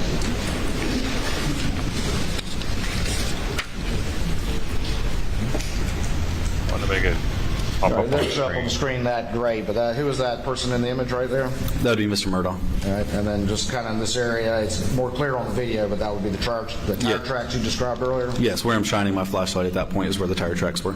Okay.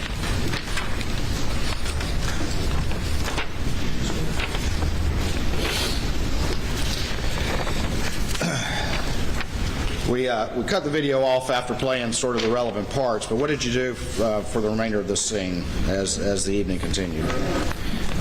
So the remaining part of my role would have just been making sure the crime scene stayed secure, people stayed out of where they weren't supposed to be. Investigators were handling the remainder of the investigation. Did eventually anyone from the SLED, the State Law Enforcement Division, show up?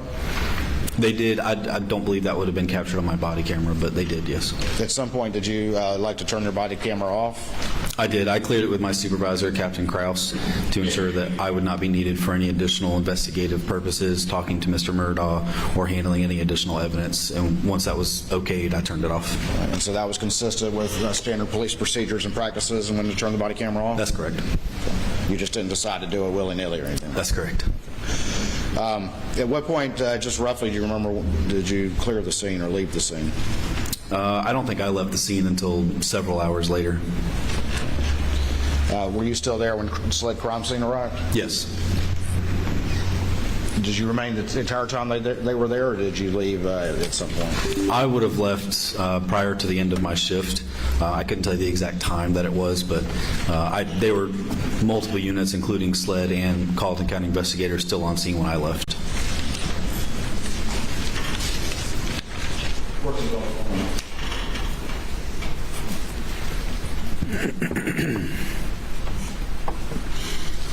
That's all the questions after this witness, Your Honor.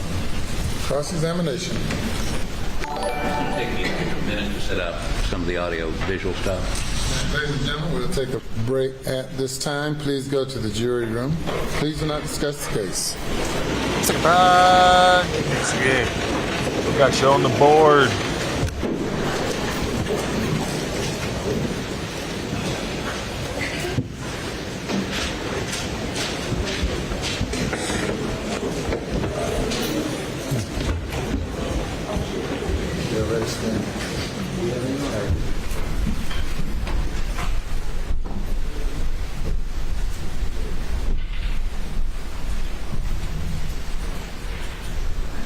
Thank you, everybody. Thanks all for being here. We're having a great day. Happy Thursday. Yeah.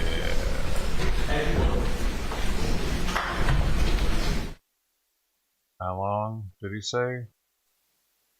I didn't hear it. Did he say 30 minutes just now? That seems a little excessive. I'm just over here reading up on eviction laws and shit, seeing like what kind of rights I have, because one of the people that looked at the place was like, as he was leaving, like everybody else had walked out, and because I told you I was going off yesterday. I was going off. I was like, yeah, termite infested. The walls are super thin. Like they're putting graffiti up on the wall all the time right here, and they making it look like I'm in a gang and shit. Like I'm telling them everything about the neighborhood. It's bad. I'm trying to, right? And then I ended up with like, I'm pissed off. He's getting paid. I'm not. Doing me dirty. And he's like, hey man, you got rights, dude. Hey, look into it. You got rights, man. So I'm like looking into it. And they at least like, even if my lease like ends, like they can't, like I can make this harder for them and make them have to spend money on lawyers and shit. Make them like evict me pretty much. I could do that. Right? So I guess that's what right I have is I can make them evict me. I don't know, man. And that would buy me time and maybe get them to buy me out. Cash for keys because they don't want to deal with an eviction. I can't now. They're saying it's off the table.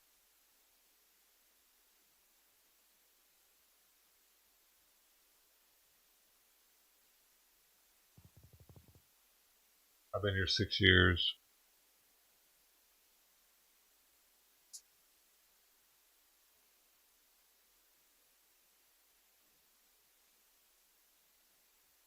My lease is going to end.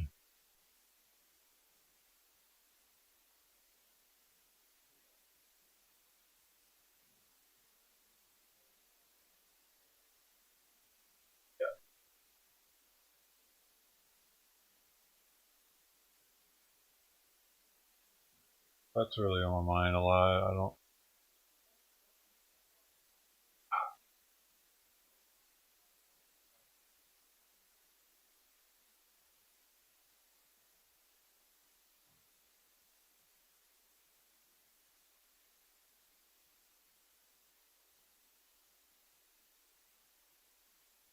Oh, he did. Yeah.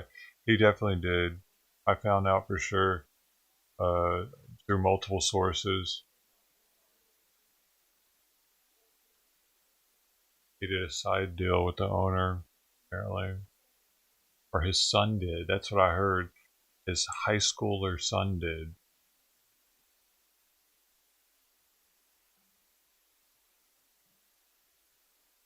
I don't know. I guess they just told him that that's what they wanted to do, and he called because he knows English better. I don't really know why the son would, but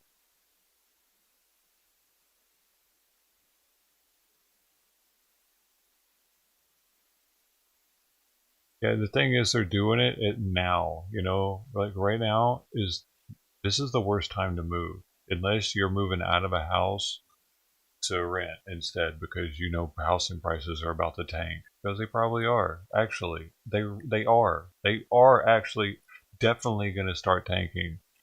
It's already started. The amount of new houses that are being built, people are reneging on their contracts at an all-time high, an historical high. People are saying, "Nah, never mind, don't want it anymore." They're backing out. There's shit tons of new houses being built that nobody wants, dude. And they're just going to start piling up because people are going to start moving out of their current houses because they're going to see the price is tanking. And he's kicking me out now? Now they don't. Now he wants to sell the place. Of course, now he wants to sell it. You fucking shithead. I mean, at least he could have waited to do these viewings until after I was gone and not made the entirety of my stay here shit.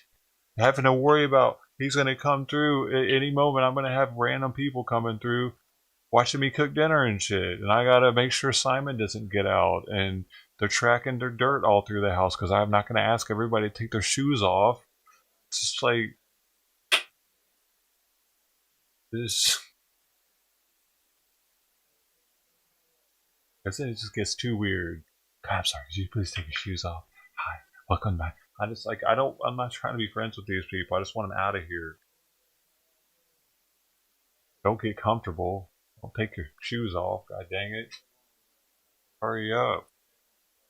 So, yeah, man, it's just the whole thing with him doing this like this and making these people, making it so we have to be submitted to these people walking through here. And I'm paying fucking shit tons of rent, and I know I'm gonna have to deal with getting moving. He's fucking me over hard. Like, dude, I gotta think of more shit to do to make it harder for him to sell this place, actually. I need as many ideas as possible to make this guy's life worse. And nothing that's gonna get me in trouble, but shit that I'm completely legal to do, but it's gonna make it to where it's not gonna be able to sell until I'm gone. Because you're gonna fuck me, I'm gonna fuck you.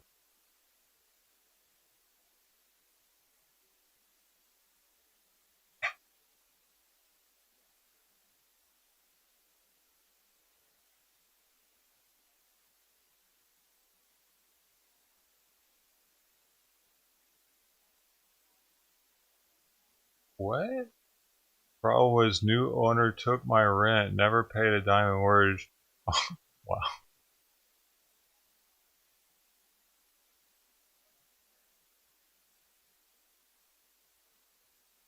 I can't deny entry if they give me 24 hours notice. That's what I've read.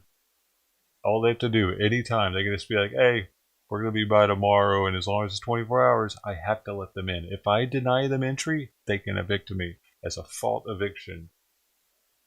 It's fucked up, man. I don't have any rights of privacy for these people coming in as long as they give me a 24-hour notice. And they're starting to do it weekly.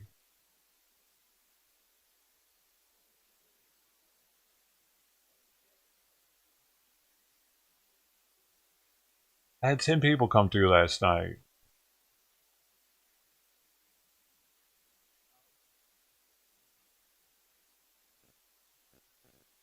Like, I ain't trying to get sick either. I can get fucking COVID this way, actually. None of these, like, half of them, most of them don't have any masks on or anything, and I'm not trying to be like the mask Nazi and shit, but these people are walking up in my place, dude. I don't hardly go out. People don't come visit me. You know what I'm saying? If I get sick, it's because of them. It's going to be because of them coming up in here, all close to me, asking me questions and shit.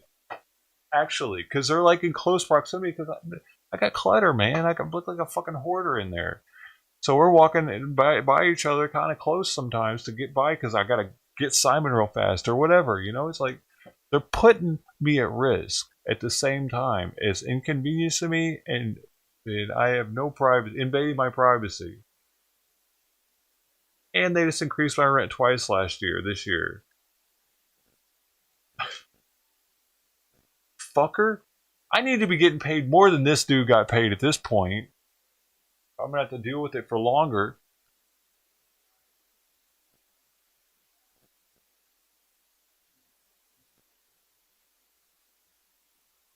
Oh, one, I have COVID.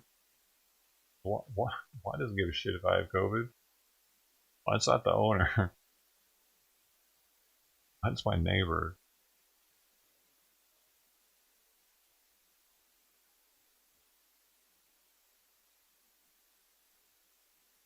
It was raised twice because there was a loophole. They're able to do it because I pay separate rent for the garage. I paid $75 normally for years. Last year, they increased my rent to the 10% max that they could. And then a couple months later, I went from 70 to like 250 or something for the garage, dude. It was a threefold increase. They got me on that one, fuckers. Couldn't do anything about it. Loopholes. They set it up like that intentionally so that they could do that. They have their rent for the garage separate from the... I didn't know why they did that. Makes sense though now. If you ever see a place do that, that's probably why. So they can get you.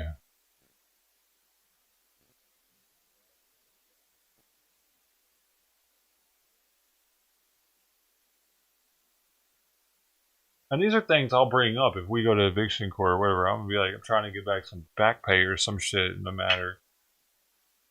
I'll file for them harassing me with increasing me twice during COVID in 1 year. Oh man, I really don't want to have to go to court on any of this. I'd rather just get paid and leave, but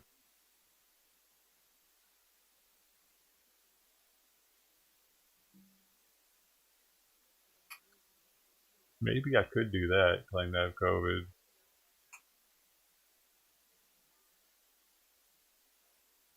Yep, no more house looking, motherfuckers. You're done.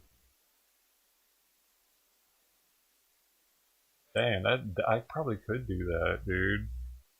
I'd have to go get COVID somehow. No, then I could die. Oh man. Choices. The Costco and start licking everything.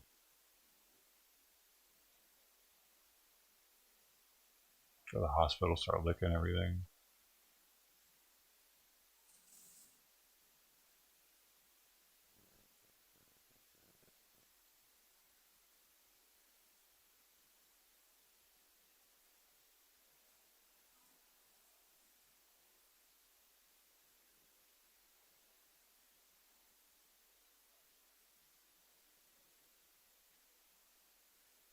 Make them wear masks and don't let them touch anything.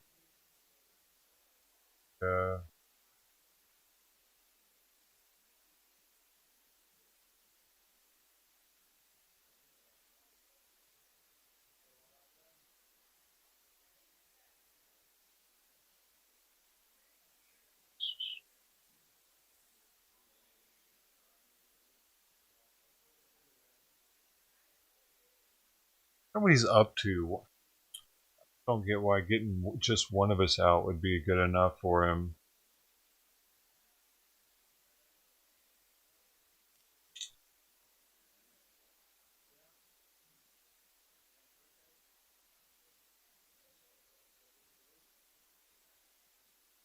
I'm making it a point now to the where while they're looking at the other one, they're not going to want to be my name. I'm clanking pots and shit, letting them see how thin the wall is.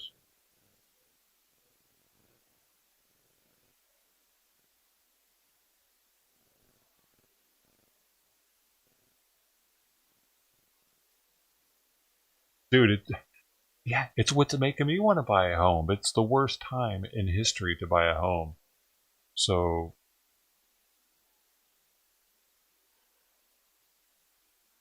what do you do?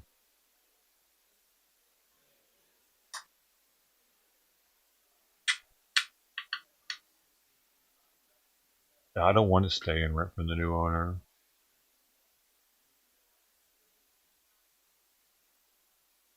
And I am going to try to make them not want me to do that and hope that the new owner buys me out. You know what I'm saying? Hopefully the new owner won't want to deal with it and he'll roll some kind of buyout into his home loan and it will be just a little prick to him, you know, that'll pay off over 36 years or whatever.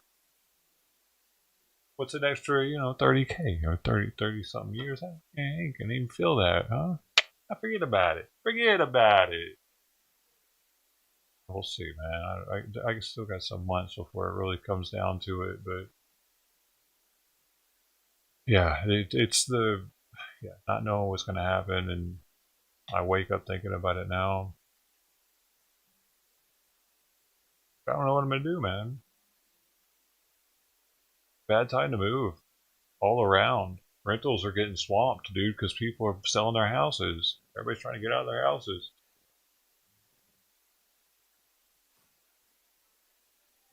Well, the ones that, I'm saying, the ones that are getting in red right now that are starting to go under because the interest rates are going up.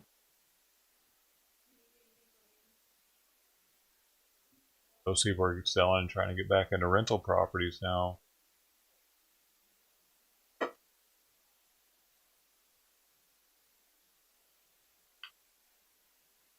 This is actively happening. I watched some videos yesterday on what's happening with the housing market, and it's not just speculation. There's verifiable databases to that prove the abundance of new houses that aren't being claimed, that aren't being bought. They're just going to be sitting. And it's the highest it's ever been in history.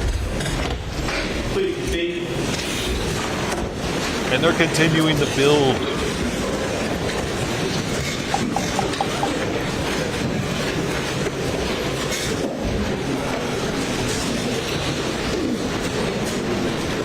You may bring the jury.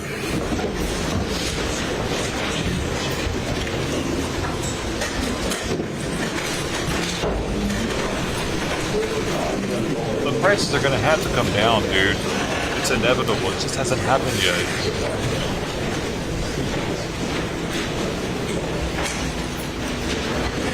Unless China and India come in and buy them all up and fucking rape us, which they are. Hey, it's okay though, right? I think Texas is trying to do something about it.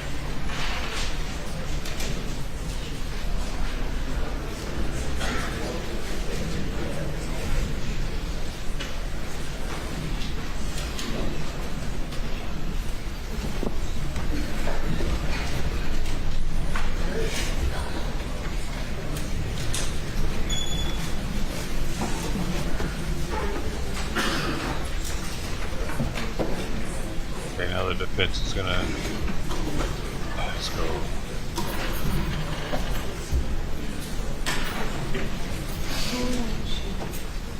I wonder how much this dude costs. Is he like the best lawyer in South Carolina?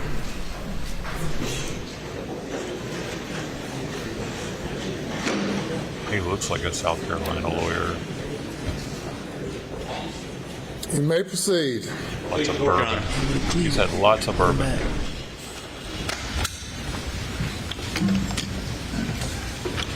Deputy Green, for my own edification, I'm curious. I've called over several weeks, left you voicemails for you to call me back and talk to me. Have I not? I haven't received any voicemails. You don't check your voicemail? Did you call my cell phone? No, I called your office. Okay. I don't have your cell phone. Okay. It's possible they sent you to the wrong one. I don't know.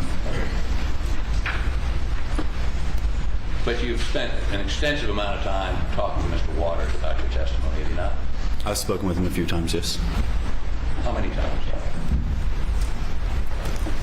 3 or 4, maybe at least. At least. And has he reviewed with you the points he was trying to make? We've discussed the body camera footage extensively. Right. Let me go to a specific piece of video. I apologize for not the AV situation required me to have my AV guy work from there. Did we get that list? So, as he's preparing this, you indicated you were asked by Mr. Waters, said there was water on the ground, right? And had been raining and you saw water, right? That's correct. And as I understand it, and we're going to look at the video in just a minute, that water was primarily, at least what we see in your video, on the concrete area around the dog pens, correct? That's what it appeared, yes. Okay. And let's go to that first. Share.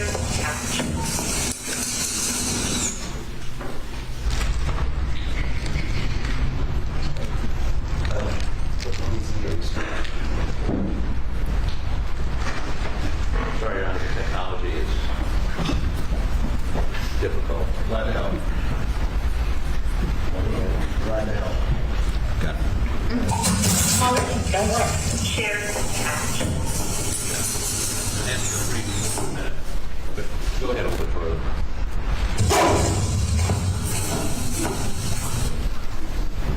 Okay, back it up just a little bit, could you? Just back it up a little.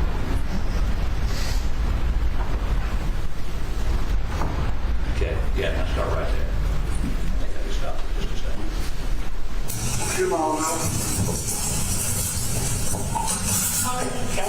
Share. Okay, stop it.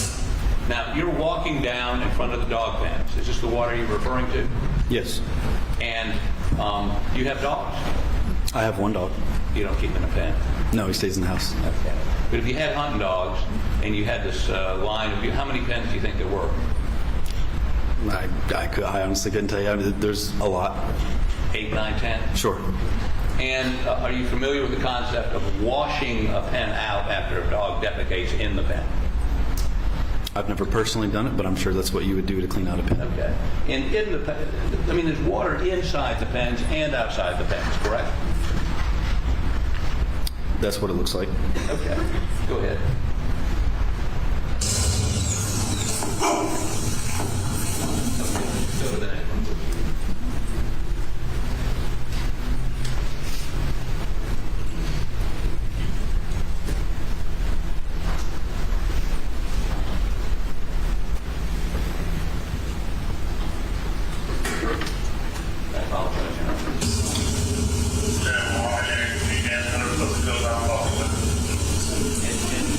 Again, we're looking at dog pen, and the water appears to be outside the pen on the concrete. I would object. I think that the video needs to be stopped for counsel to ask this question and for the witness to respond. You're posing a question while playing a video, I'm sorry, Aaron. or making a statement while playing the video. I'm sorry, the technology again is beyond my... Okay, so again, this shows the same area, shows water on the concrete outside these dog pens, correct? Yes. Okay. Go to the next one, please.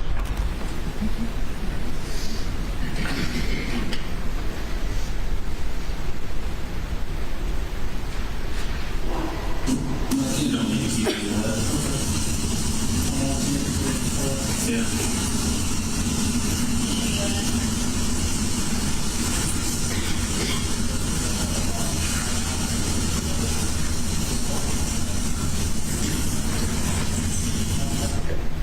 So again, this shows, and actually there's a light shining and you see a couple dogs. So those pens are occupied by dogs. There's water outside the pen and inside the pen as if somebody had attempted to wash something out of the pens, correct? There is water both inside and outside of the pen, yes. You got one more?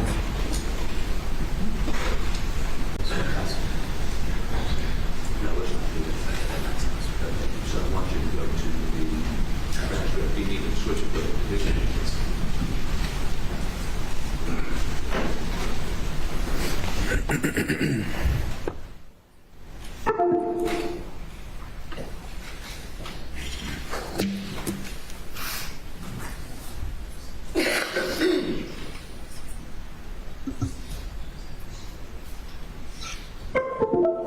Again, I apologize, Your Honor, but the technology is more complicated than... Okay. So let's proceed on, let's see if I can clarify a couple matters. Let's talk about this shotgun.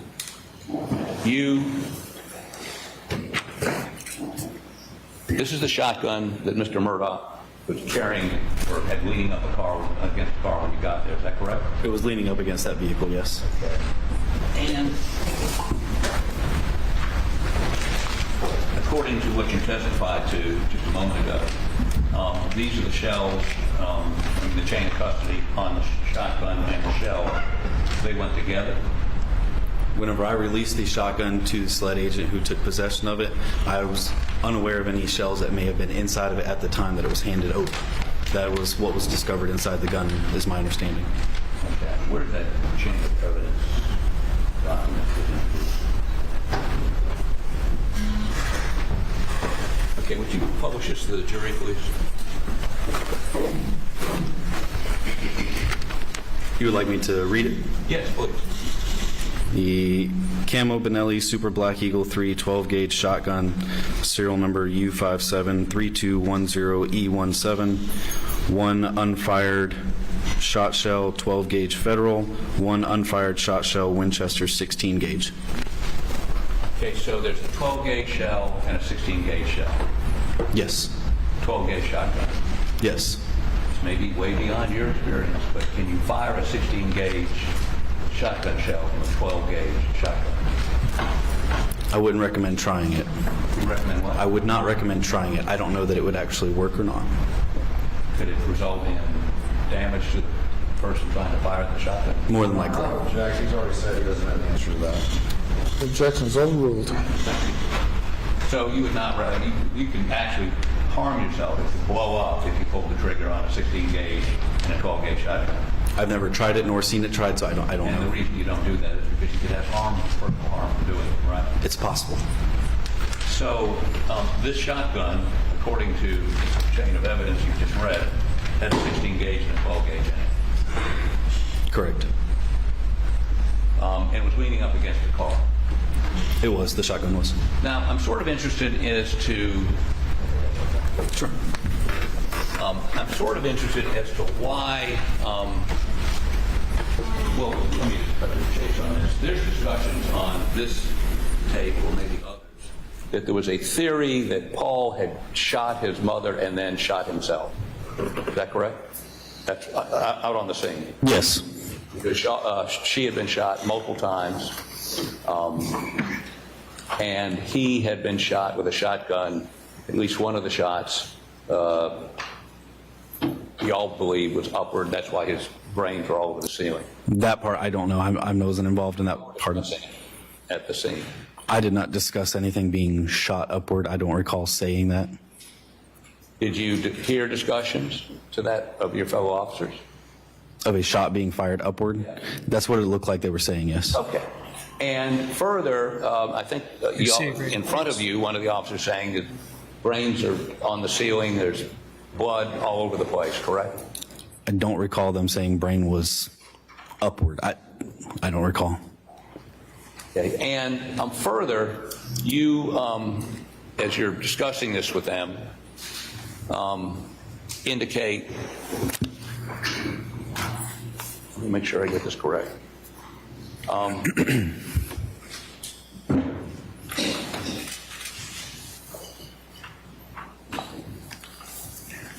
You indicate there are multiple, or someone indicates to you there are multiple blackout rounds around Maggie's body in the vicinity, correct? Not rounds, but shell casings. All right, shell casings. Now, let me ask you this. When you got there, didn't the fire chief and the fire department arrive before you did? No, sir, I was first on scene.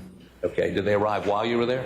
One of the fire rescue workers, I believe it was Barry McCroy. And when you got there, we hear unidentified person, and in your notes you indicate it was the fire chief, I believe, that indicated to you, pointed out to you tire tracks, and you went over and looked at those tire tracks, and there were multiple tire tracks coming and going, correct?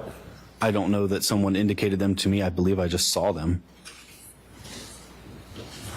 Okay. And what did you do to preserve those? The tire tracks? Nothing. And you certainly are not an expert in tire tracks. I'm not. So you couldn't tell whether it was multiple vehicles or one vehicle? No. And it may have been multiple vehicles. May have been. Did you take pictures of the tracks? I did not take any pictures of the scene. Instruct anyone to take pictures of the tracks? No, sir, that's not my job. When SLED arrived, did you tell them about the tracks? No, sir, not my job. Do you regret not doing that? It's not part of my job description. So what's your job to even tell them there were multiple tire tracks? If it had come up, if I had been asked, yes. And in addition to that, since they were not secured in any way, multiple vehicles, law enforcement vehicles and others, drove over those tracks. That's possible. I wasn't over there the whole time to know what kind of vehicles were driving in the area. Well, by the time SLED got there, did you strike that? You never took SLED over and pointed out tire tracks. Not to my recollection, I did not. Was there somebody there at with your department that should have done that? I have no idea what they do with their job descriptions as far as what they point out to additional investigators. Did somebody from Fire and Rescue point out footprints? I believe on my body camera there is a fire rescue individual pointing out some footprints. Okay. Did you take pictures of those? I did not. Did you tell SLED about them? I did not. So nobody attempted to determine whether those were Maggie's footprints, Paul's footprints, or at least that night there was no effort by you or your department to preserve those? By me, no. I cannot speak for everyone else. Okay. And let me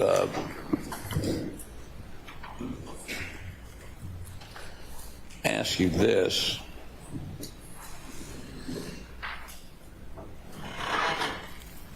How about go to 4439, please? And let's watch 10, at least 10, if not 15 seconds of that.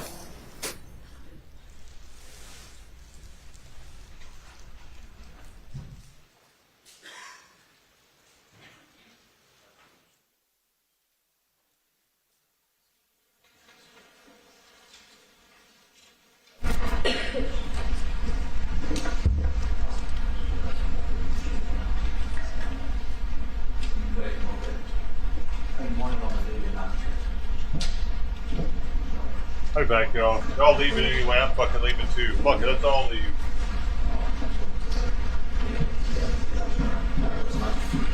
Well, you know what? Let's go before you do all that.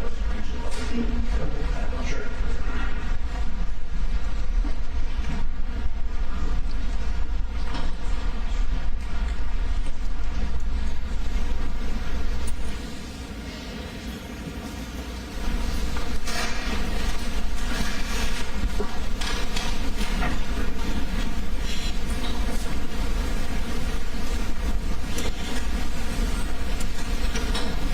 Okay, if you go to page 17, line 10.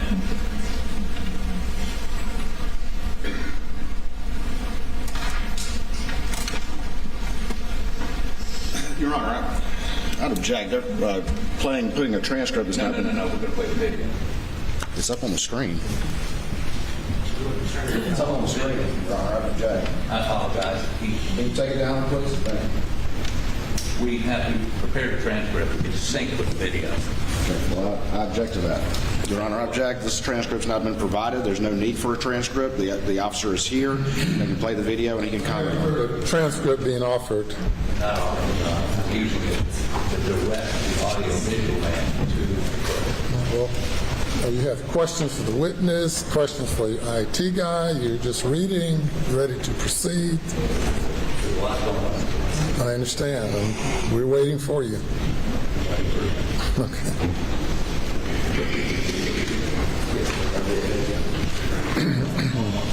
Yep.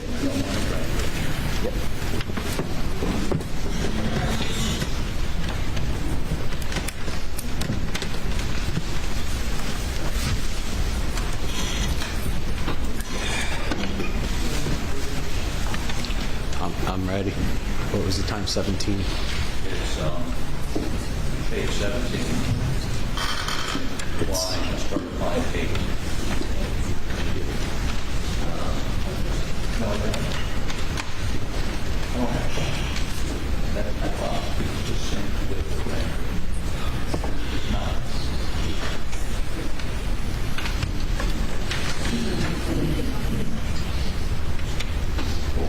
Can you find it from that?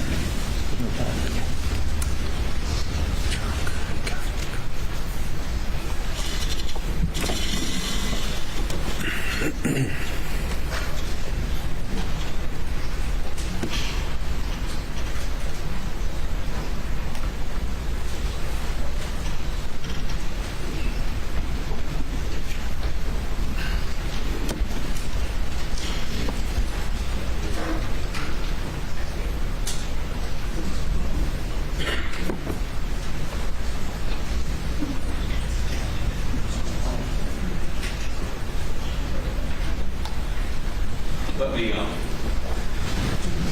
rather than have him play this, let me just cut to the chase. It's taking too much time.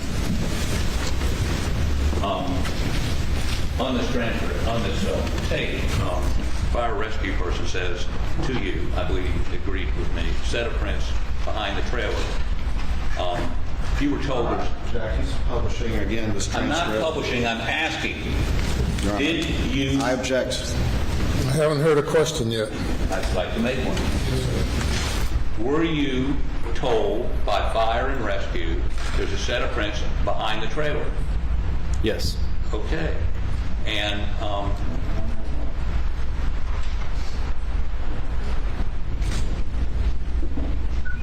did he tell you that they attempted to not disturb those footprints in any way? I don't recall exactly what was said. Let me further ask you. You asked Mr. Murdaugh, we heard this on the tape, you talked about the tire tracks coming and going, and he told you those weren't his tire tracks, correct? He did say that they were not. Okay. And further,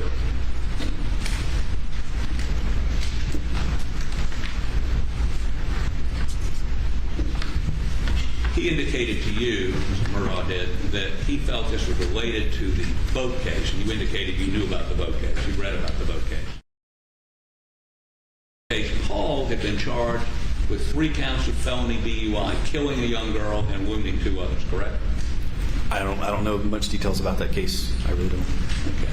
But Mr. Murdaugh indicated to you that the threats made against Paul. He did. And that he even got in a fight once about it. I believe he said punched. Punched, okay. And so on the scene, he believed that Paul's death was connected to someone angry about the boat case, correct? Back to that, Your Honor, as to what he believed. Asking the witness what another person believed. Object is overruled. Thank you. On the scene, Mr. Murdaugh indicated to you he thought the death of his son was related to his son's involvement in the death of the young lady and the injury of 2 others in the boat case, correct? It appeared that that's what he was getting at, yes. Okay.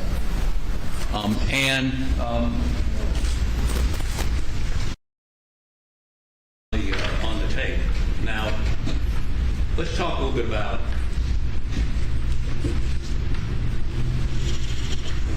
the preservation of the crime scene.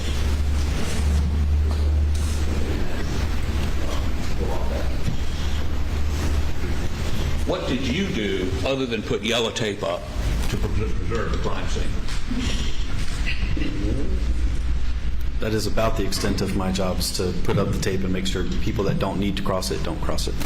And I noticed that there were officers walking around putting little pieces of tape near shell casings. There was one officer doing that, yes.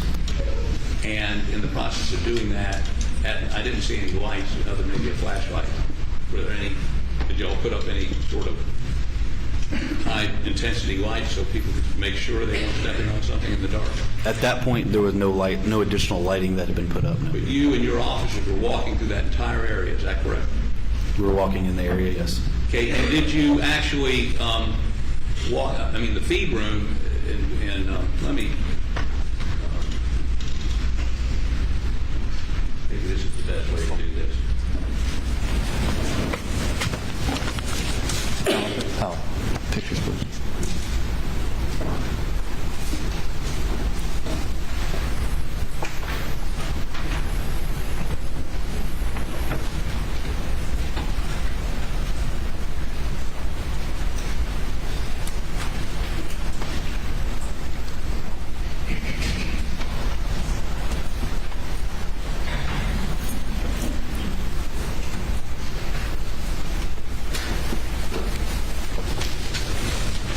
I'd like to use the Elmo. You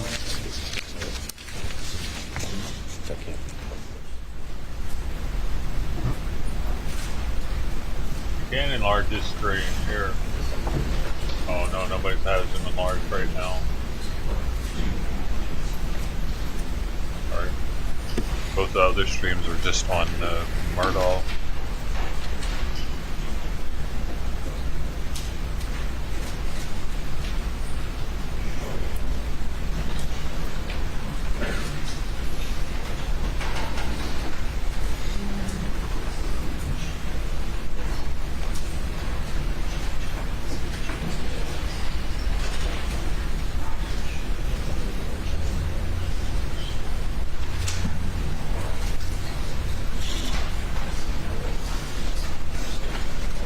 just want to know what's on his chin or on his cheek.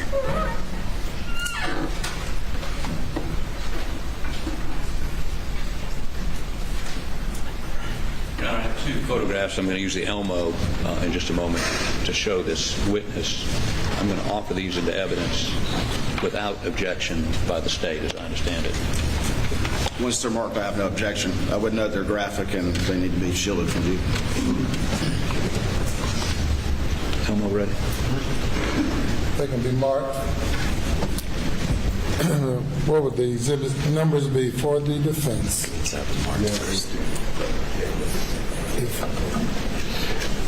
Defense 1 and 2 are admitted without objection.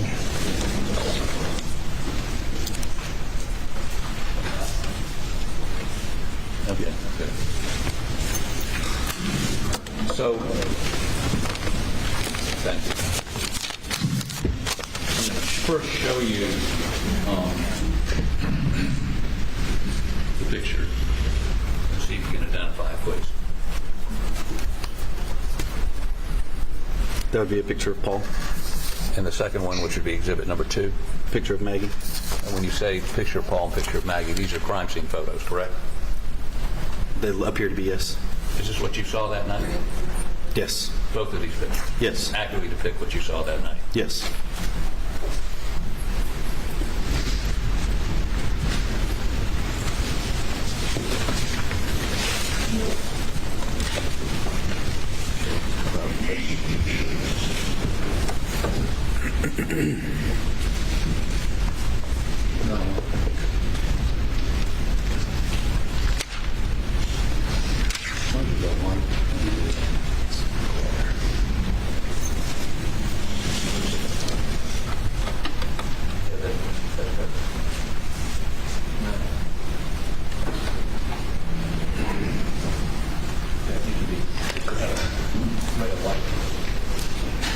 I don't get the glare.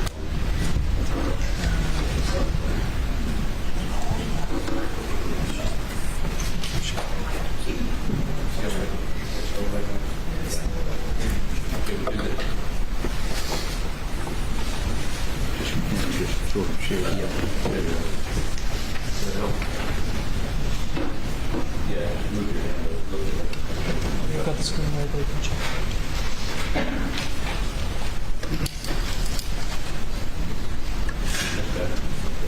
So as you look at this, I want to make sure I understand.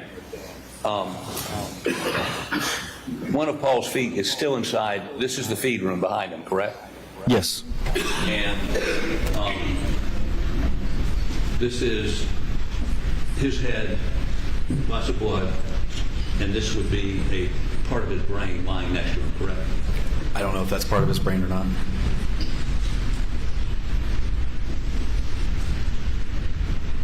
All right. So it's fair to say you didn't know whether that was part of his brain. When you first saw him, you didn't know whether his injuries were catastrophic and he was dead. Or did you? It was very clear that it was catastrophic. Okay. That's great. Now, when you came upon the scene, clearly this feed room was part of the crime scene, correct? Yes. Now, you're taught to keep the crime scene pristine, correct? As pristine as possible, yes. There was no reason for you to go in there, was there? Me at the time, no. Okay. Was there any reason for the police, before the Sled crime folks showed up, was there any reason for you all to go in there? There was no reason for me to go in there. I cannot speak if there was a reason for another officer to have gone in there. Well, let me ask you this. Did you all have any sort of crime scene expert with you that night, someone that processes crime scenes? Investigators do process crime scenes. Okay. Do you remember going in that feed room? I don't remember if I did specifically or not. But you shouldn't have if you did, correct? It's not to say that I shouldn't have. If there was something that needed to be done in there, then yes. I guess what I'm getting at is, I think and you would agree with me, one of the cardinal rules of a crime scene is keep it pristine. Don't walk over things. Try to preserve tire tracks. Get pictures of them. Footprints. All those sorts of things. Was somebody with the officers with you, were you in charge of the scene? I was in charge of the deputies that were under my immediate supervision until someone higher than me had arrived on scene.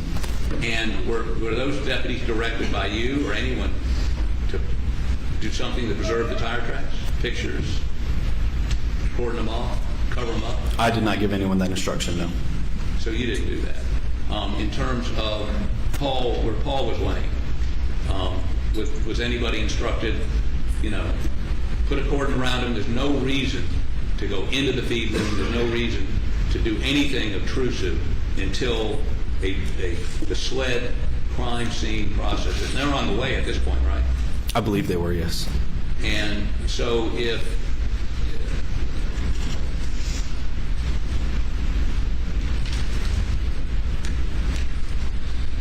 okay, so let's put the other one. And identify this for me, please. That's Maggie Murdaugh. Your Honor, may we approach your group?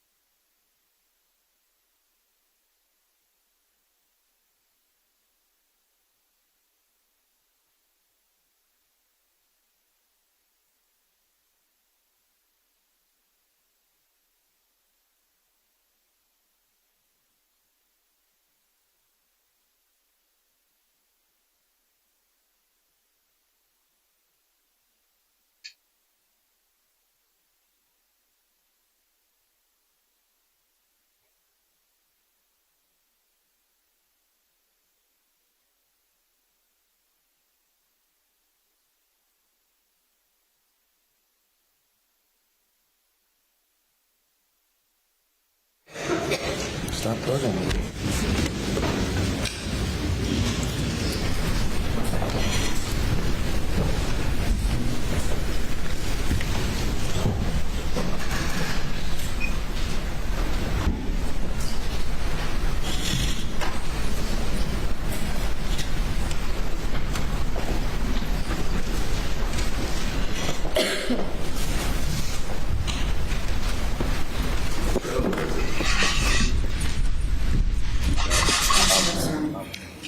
And can you identify this for the jury, please?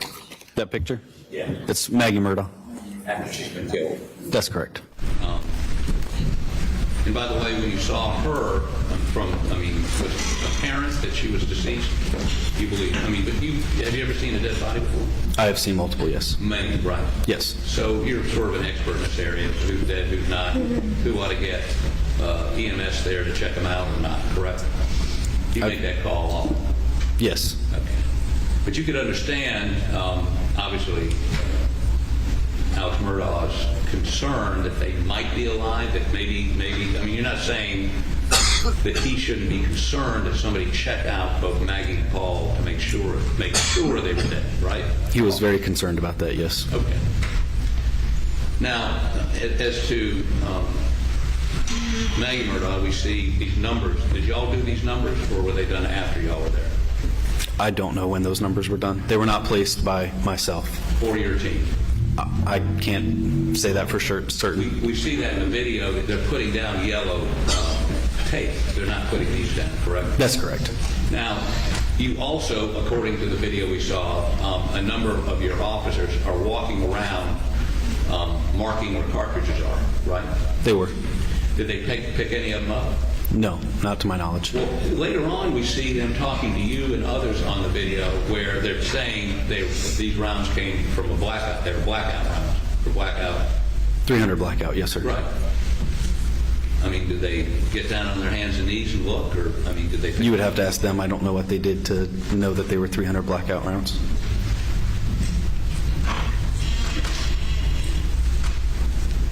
Well, who are those officers that were walking around her without a light on, perhaps stepping on evidence, correct?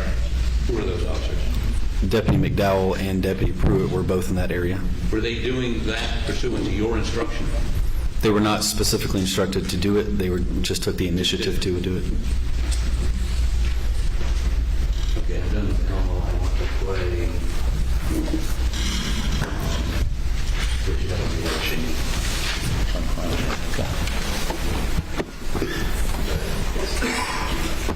You ready? Do I have to turn the Elmo off? Are we good? Yeah, we're good.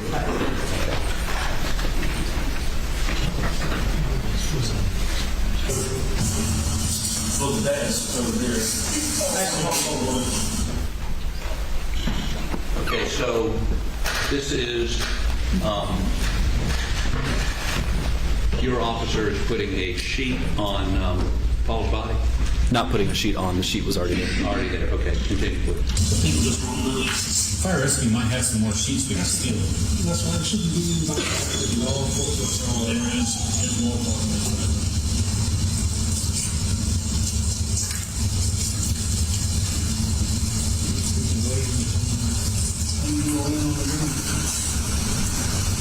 Who's that?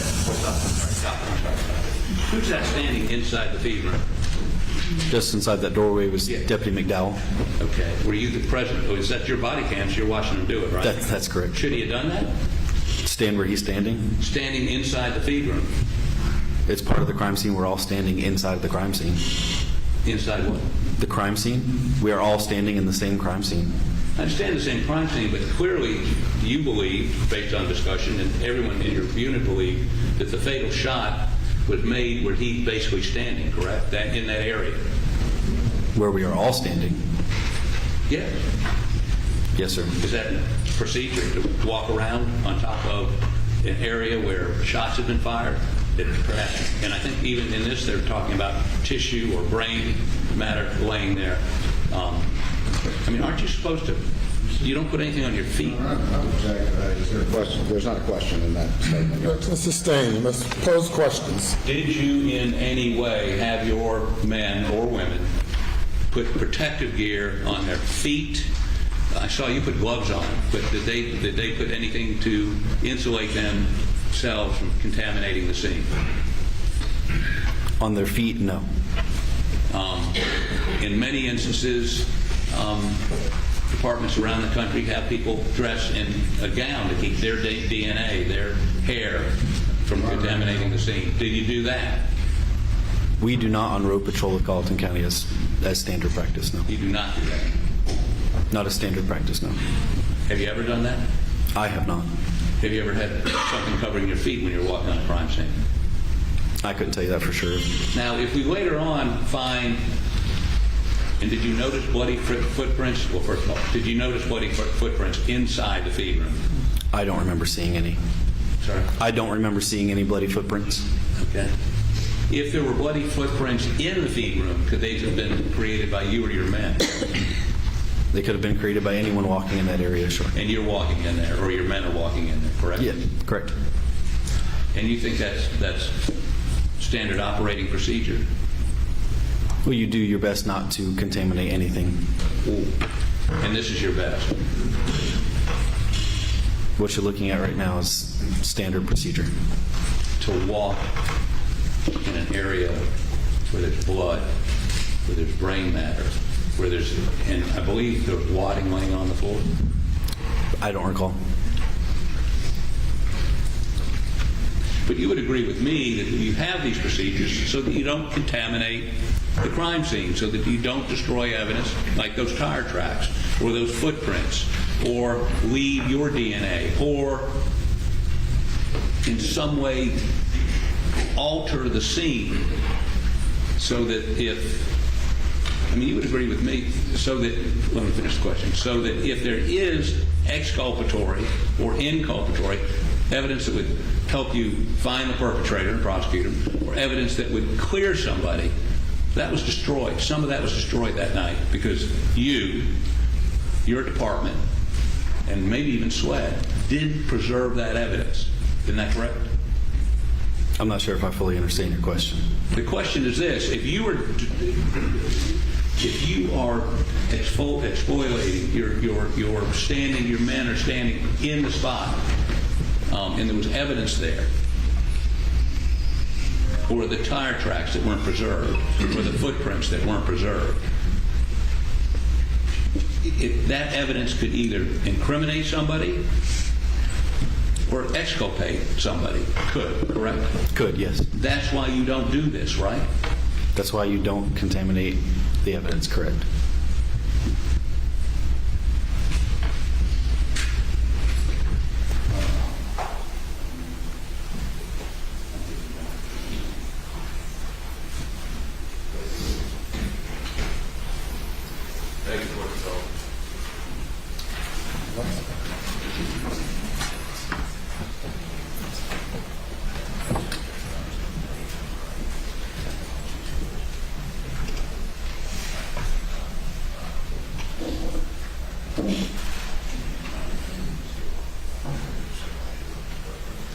Just a couple more questions. You put yellow tape around the kennel, right? We put it around the whole area. Did you put it so that folks couldn't drive in and out? They were not to go past where my vehicle was parked. I believe that was the extent of the yellow tape. Yeah, but between your vehicle and the entrance, there was none of those tire tracks were preserved. Entrance of the property. That if somebody had driven into the property. You mean from the main road of Moselle? From the main road. All the vehicles were coming in on that driveway. Right. So if somebody had come in and left, who committed the murders, whatever tire tracks that were left were obliterated by your men. Is that right? It's possible.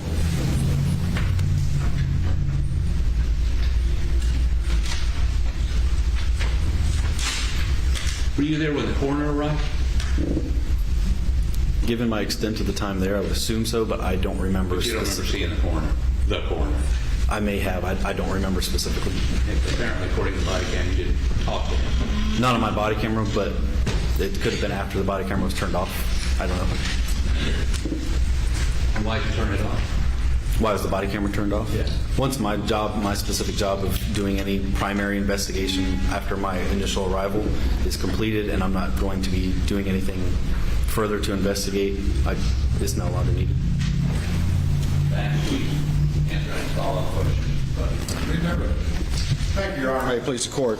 You were asked a series of questions about contaminating evidence. Are you aware that any evidence was contaminated in this case? I'm not. Did you engage in everything you could to avoid contaminating evidence? Yes. Did you, in fact, instruct your deputies, set up a crime scene, and instruct them to avoid areas where evidence might be contaminated? We did everything we possibly could to avoid contaminating. Your officers all have basic training in trying to avoid contamination of evidence? Yes. Are you also, though, as first responders, in a fluid situation, doing the best you can to assess what's going on? Correct. It's not your job to do the actual crime scene investigation work, is that correct? Not at all. You were asked about whether or not you'd had any meetings with prosecutors. Is it common for law enforcement witnesses or any witnesses to meet with the prosecutors prior to a trial? Very common. Okay. Did anybody ask you to do anything but express your accurate, honest opinions and observations about what you observed at this scene? No. You were asked about this particular shotgun right here. This 12-gauge shotgun. This is the shotgun that Alex Murdaugh had when you arrived at the scene. Is that correct? That's correct. And you were asked about the shells right here. Is that correct? That's correct. Did you unload this weapon? I did. Was it unloaded by somebody else after you turned it over to them? Yes. You asked a little bit about the 300 blackout casings or cases that were at the scene. Is that correct? That's correct. All right. And just real quick, explain to the jury what a casing or a case is, please. So a casing would be what would be left after the projectile has been fired through a weapon. After it had been fired, the shell that comes out of the gun and lands on the ground near the victim. Is that correct? That's correct. So it's the remnants of a fired round. Is that right? That's correct. There were multiple ones of those blackouts surrounding Maggie. Is that correct? That is correct. You were asked a lot about the tire tracks, and you just happened to notice those over behind the defendant's vehicle. Is that correct? That's correct. And we had a still image put into evidence, exhibit number 5, this is it right here, which is the still image, is that right? Yes. All right, and the still image doesn't reflect as good as what the video does, is that right? You can see The video shows it much better. much better. All right. Were these like tracks in the dirt, or were these just impressions in the grass, in the dewy grass? They appear to be impressions in the dewy grass. All right. They weren't like tracks in the dirt that you saw, correct? No. All right. I'm going to go back to the video.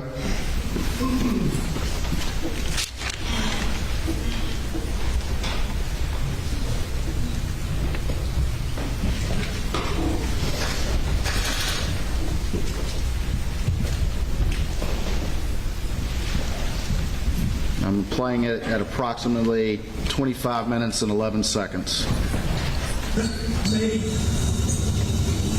Okay. From earlier, but only 2 were mine. Did you go out this way at all? No. Billy Trap. Bring back.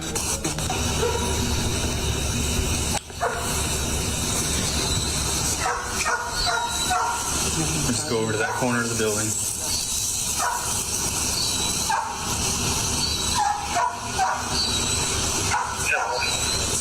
I'm almost to you. Let me see what we have first, whether or not we can handle that part or not. I see quite a few tire tracks in here. Were any of these you going in and out? No, I came in here and I left one time and I came back. Okay.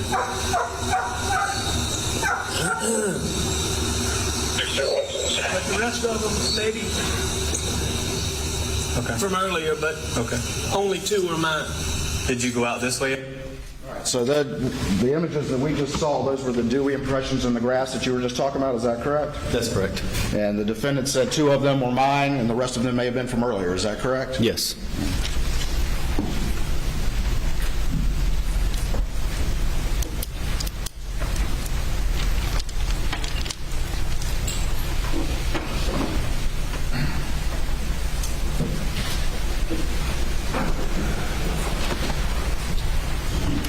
You were asked a little bit about the boat case. Did you have any detailed knowledge or understanding of the boat case when you arrived at the scene? No.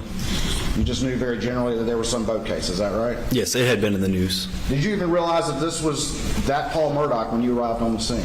Not until he had brought up the boat incident. And who brought up the boat incident? Mr. Murdaugh did. And within a few minutes of you arriving, he's the one that brought up the boat incident, is that He did. correct? And he offered that right out of the gate as a possible explanation for what happened here, is that right? Yes. Nothing further, Your Honor. Anything further?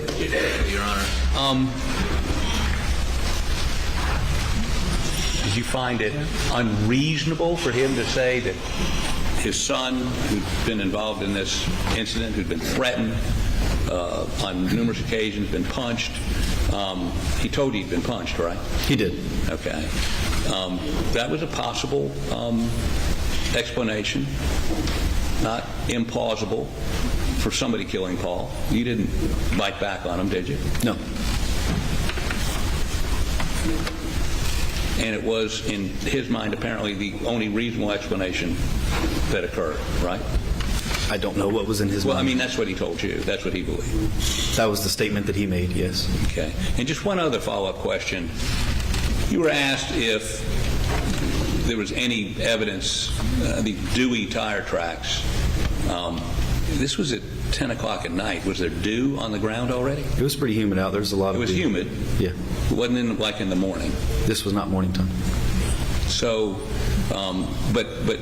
and are you telling me no one could have looked, no expert could have looked and said, you know, that's a Suburban, that's a pickup truck, that's, no one could do that? Or I'm not going to pretend to know what an expert in that kind of stuff can and can't do. But you're not an expert. Did you believe those tire tracks would last until Sled got there? Yes, it appeared that they probably would. Did you point them out to Sled? Did I do it? Did you point them out to Sled? I did not.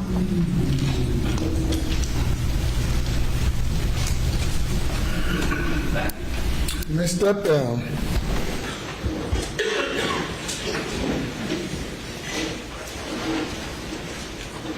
Call your next witness. Thank you, Your Honor. The state calls Corporal McDowell.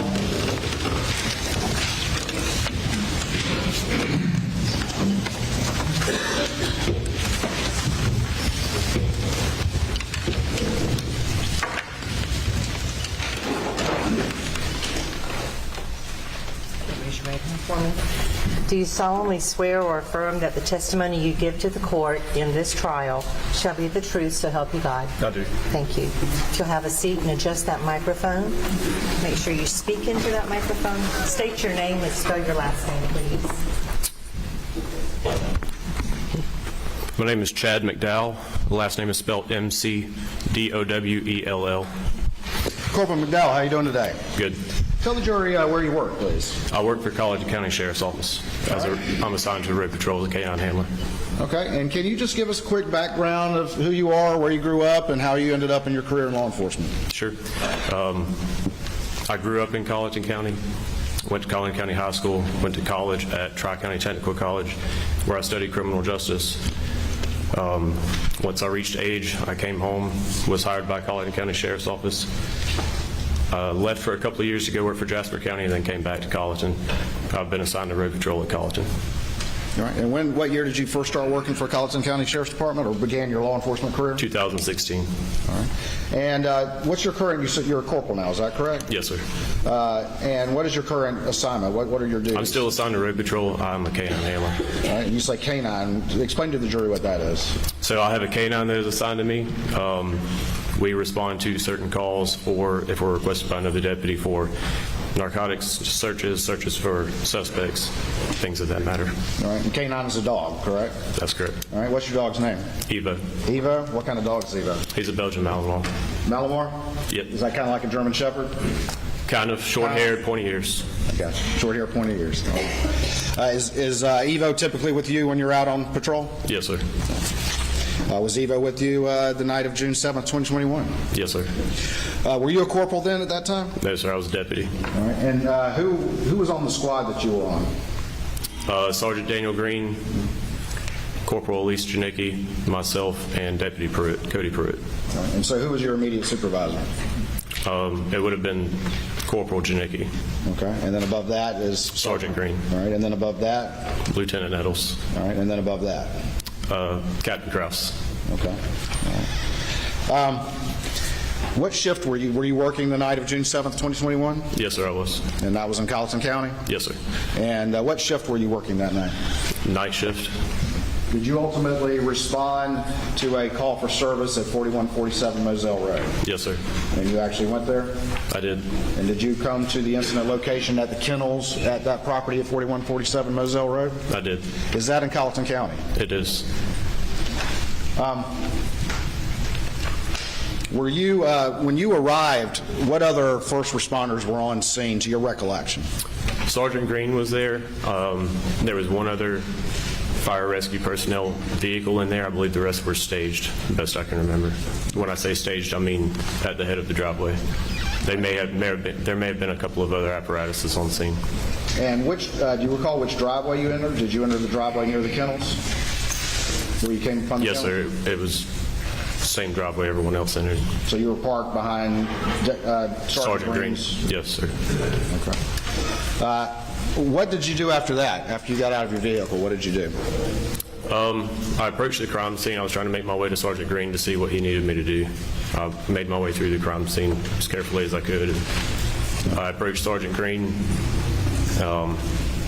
saw that he was interviewing the only person on scene, so I went back to my vehicle.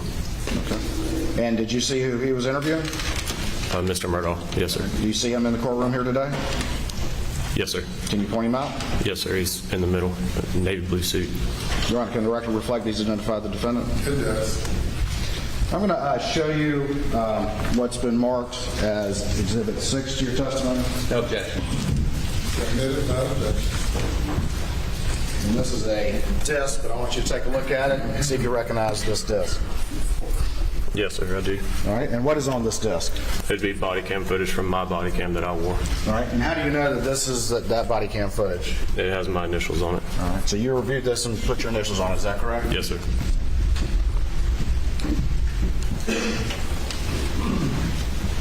All right.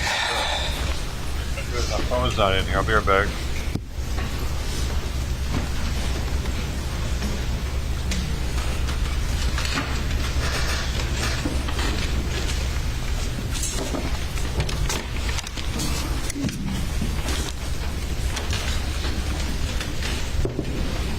I could get input, please.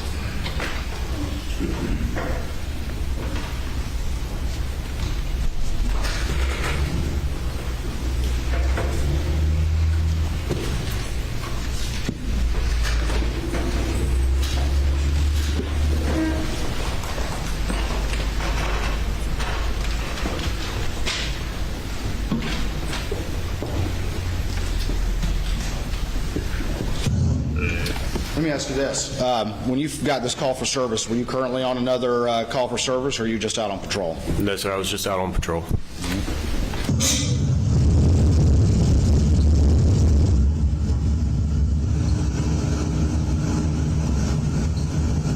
Once you got that call for service, what did you do?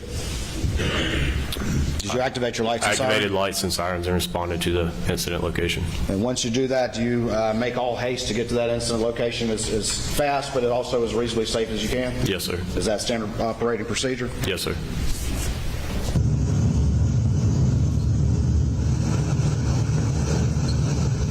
The first 10 minutes, sorry.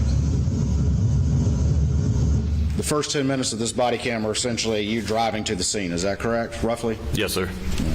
I'm going to fast forward to closer in time when you arrive.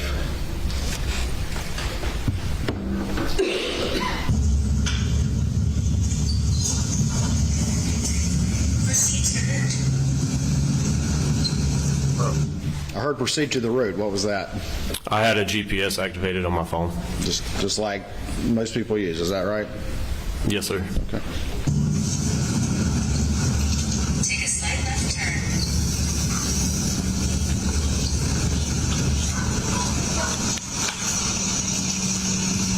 In a quarter mile, arrive at 4147 Moselle Road. 758 on sale on Moselle.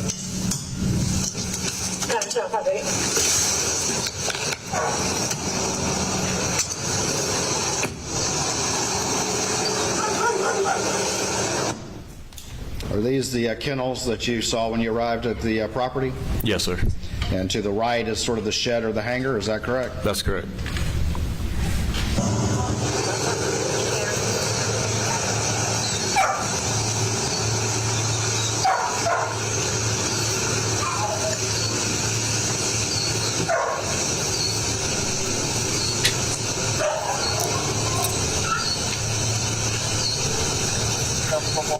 Let me ask you this. You're obviously serving as a road patrol officer, is that correct? Yes, sir. Do you? What is your job as a road patrol officer, as a first responder, when you come upon a scene like this? What is your particular role as you arrive at something like this? We go on scene, we secure the scene, meaning make sure there's no active threat for other arriving first responders. We'll preserve the scene to the best of our ability and then turn the scene over to arriving detectives. When you arrive at a scene like this, are you constantly not only paying attention for any threat or anything like that, but also making sure that you don't disturb or any sort of evidence that may be at the scene? Yes, sir. Is that part of your general training and standard operating procedure? It is. You also have to couple that, though, with the duties of a first responder, which is to get to that scene, to secure it, make sure there's no active threats, and get it under control. Is that correct? That's correct. So the duties of a first responder have both of those sort of balancing together. Is that right? Yes, sir. Or are you constantly always looking around for evidence, not only to identify it, but also to assure that you don't disturb anything? Is that your general? Judge, Your Honor, leading. Thank you, Your Honor. What is your general training as a road officer as it relates to coming upon a scene and looking for evidence? Our number one duty would be safety. Number two, we're looking for evidence so as not to disturb it. Thank you.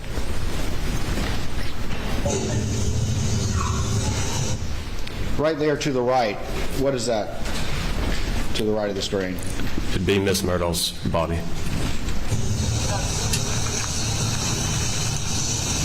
Maggie Murdaugh. Brandstetter Murdaugh. Who are those individuals right there? Sergeant Green and Mr. Murdaugh. Bring it out. How you doing? What did the defendant say to you right there? He said, "How are you doing?" Did you know him? No, sir. How you doing? That's what he said? Yes, sir. What's their birthday? I'm okay. 9/15/68. Okay. And what's your son's first name? You said Paul? Paul Terry Murdaugh. What's his birthday? 4. What are they covering them up? I got some getting dressed down here. I'll help somebody grab it. Tell them they don't have to do that.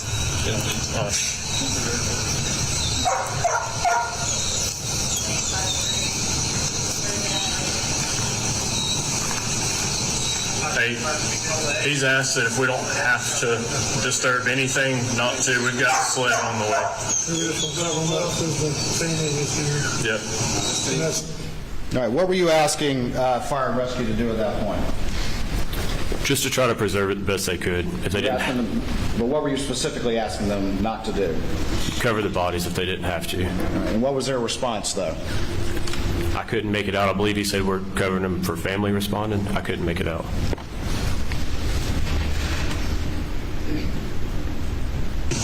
He's asked that if we don't have to disturb anything, not to. We've got a sled on the way. Yep. That's it. Do you recall now? Again, it sounds like he says we're going to cover them up because of the family being here. Okay. Because the family being here. That's what it sounds like. All right. Right through here, go around this way here. Yes, I agree. I told everybody else to chance before we let come down. Thank you.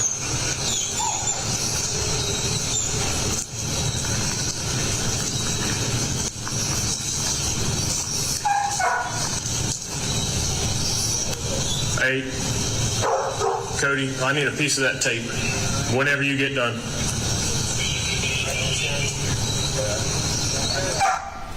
What did you just ask Cody for? A piece of tape, piece of crime scene tape. All right, and who was Cody? Deputy Pruitt. He was the one that you see there with the yellow crime scene tape. And why did you ask Deputy Pruitt for some crime scene tape? I had observed a shell casing on the ground. I wanted to mark it so that it didn't become disturbed.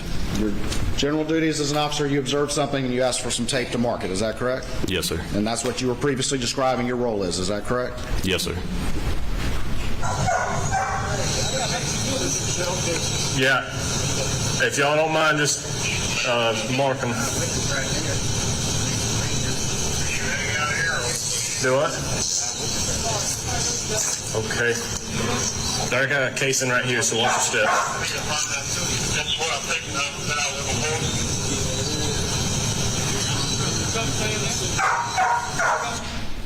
That casing that you saw, did you recognize what kind of ammunition it was? Yes, sir. And what kind of ammunition was it? 300 blackout casing. And how could you tell it was a 300 blackout casing? Just my own personal experience. I own a 300 blackout, and I recognized it. You recognize the case from your own experience? Yes, sir. All right.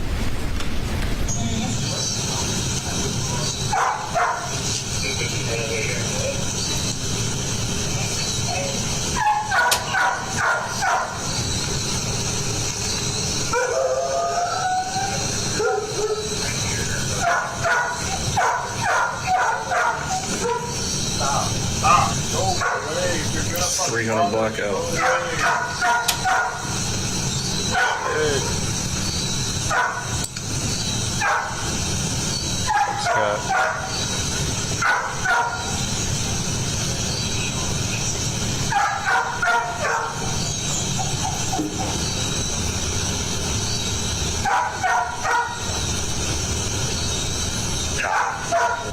Did you observe any dogs in the kennels?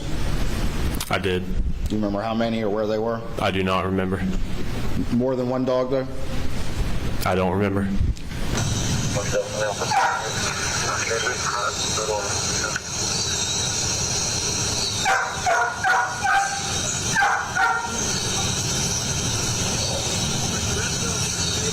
They said they had several casings by her body, but this one will be a little bit harder to find later, so I want to mark it real fast.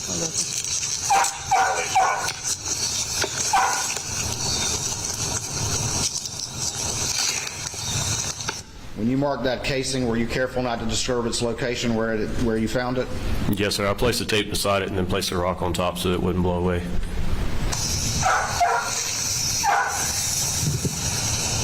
Probably want to give Simon a hug too. Come on, hug him, take him. You can have it. Only one.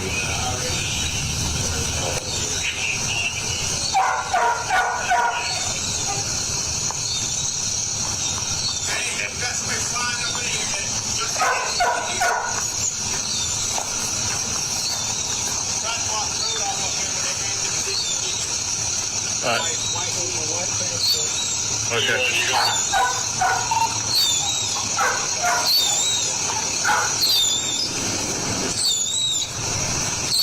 What is that screeching?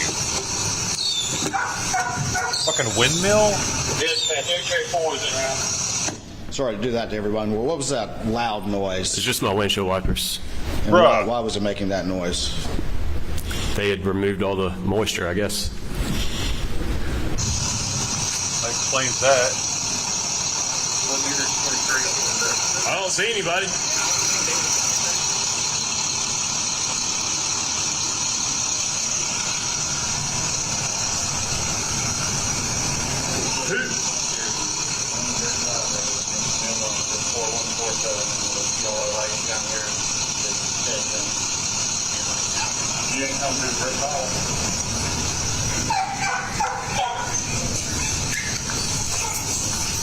I see a couple more pieces. I found some more. Yeah, I'm trying to figure out why there's 300 blackout. I'm trying to figure out why there's so many shell casings, but only one gunshot went to the back of each head. Not my job to figure that out. I'm just curious. I only saw one more casing, but just in case I see more.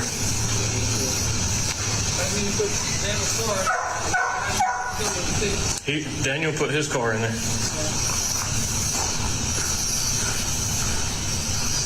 So, no. This is, I'll tell you about this in a minute. There's one there. There's blood over here. Right there.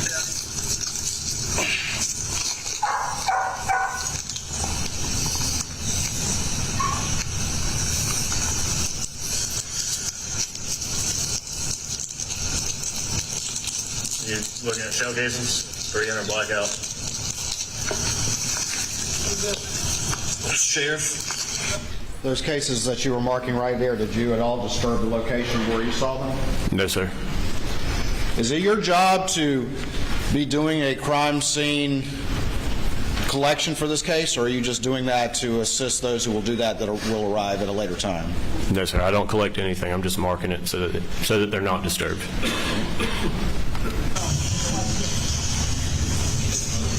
Probably.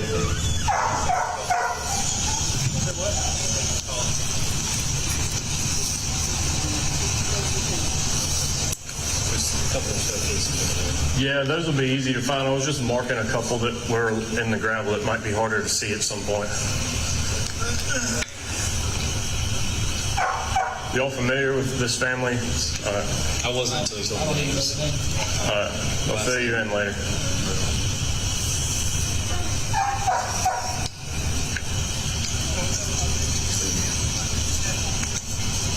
I don't think there's going to be anything for me and anybody to do here.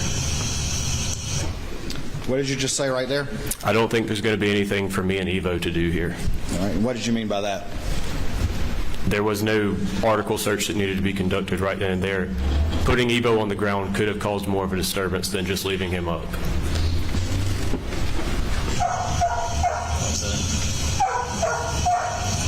Because I'd say... You said for Evo to do? Yeah, for me and Evo. Please watch your... Hey, watch this stuff. Huh?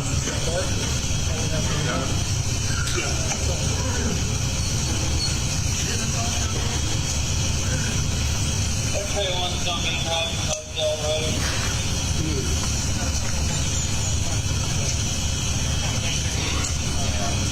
The gentleman in the white shirt is the husband of her. That is Paul Murdaugh. That's his mother. Paul Murdaugh is the guy in the boat. Yeah.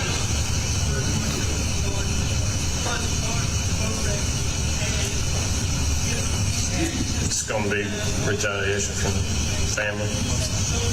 He did have a firearm whenever I pulled up to stop him. All right.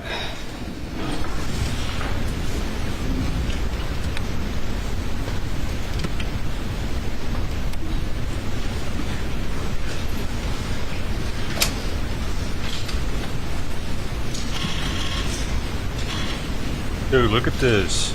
That's John Wayne in Mexico on vacation in some shorts.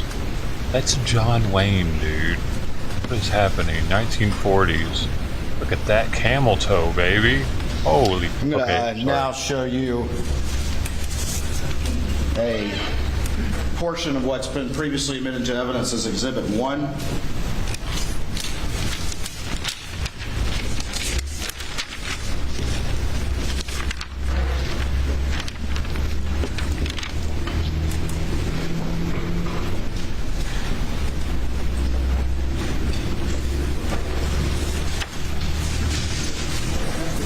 Dude, look at this freaking ninja squirrel. Boom, boom, boom, boom, boom, boom, boom.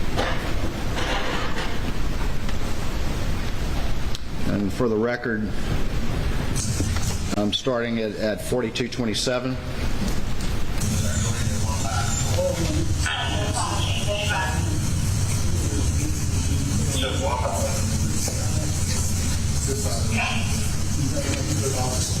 Who's that to the right of the screen right there?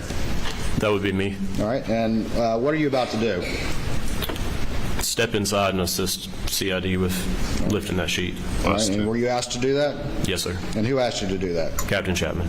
All right, and where's Captain Chapman in this image? In the middle. And is he a senior officer to you? At that time. Okay. And I noticed before you moved, what did you do? Turned my light on. And why did you turn on your light?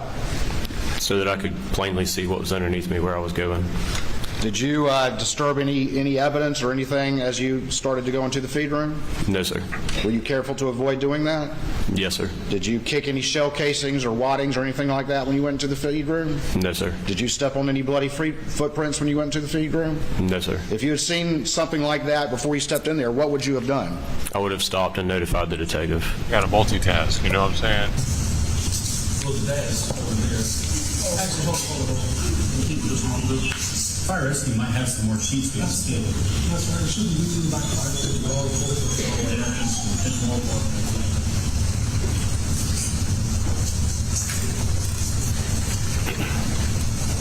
Oh, hey, we need to get the likes up apparently because YouTube's cutting me off again. Look at this shit, y'all. It's dying. Do you recall what, if anything, was laying on fucking Paul's rear headset, end? dude. His cell phone, or a cell phone. Is that it in this image right here? Yes, sir.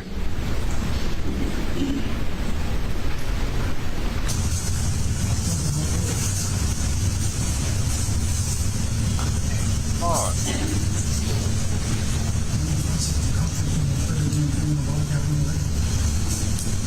This is the shortest we want to black out except one day.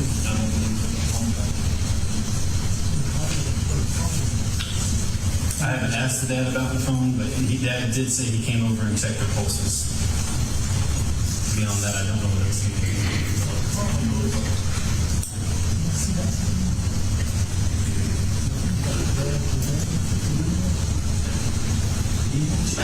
He did have a shotgun with him. I have secured that in my vehicle.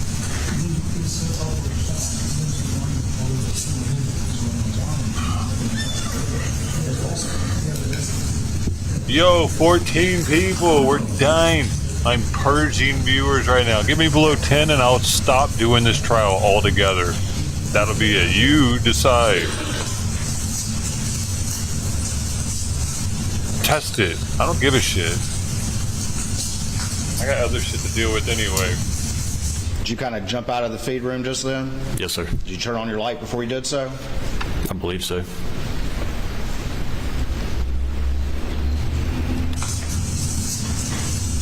Watch it again.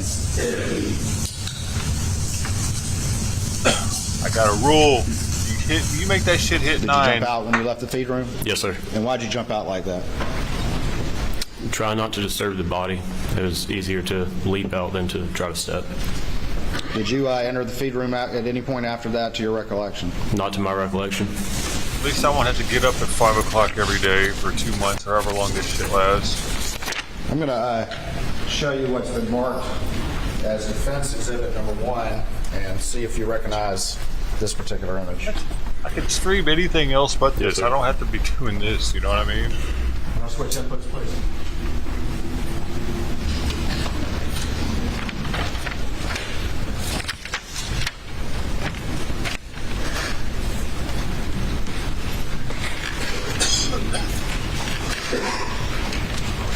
Does that appear to, is that how you found Paul when you arrived at the scene? Then I can get up later. Yes, sir.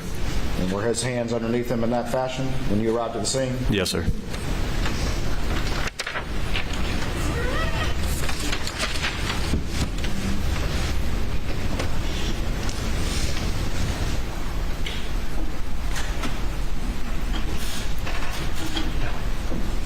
That'd be awesome.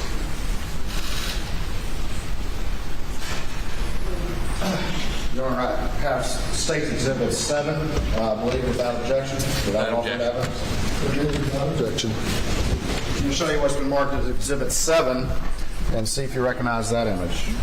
Yes, sir. And what is that? It's a still image of video of my body-worn camera. Is that a still image of when the defendant said, "How you doing?" when you walked up? Yes, sir.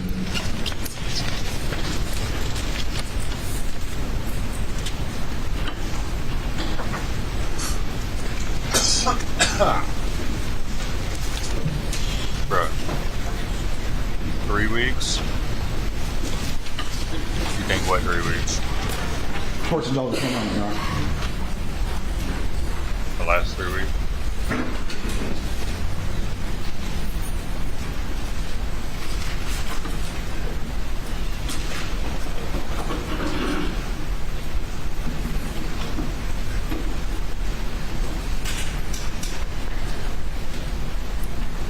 Nothing further from this witness at this time. Your Honor. This squirrel is chugging the bird feeder. Cross-examination.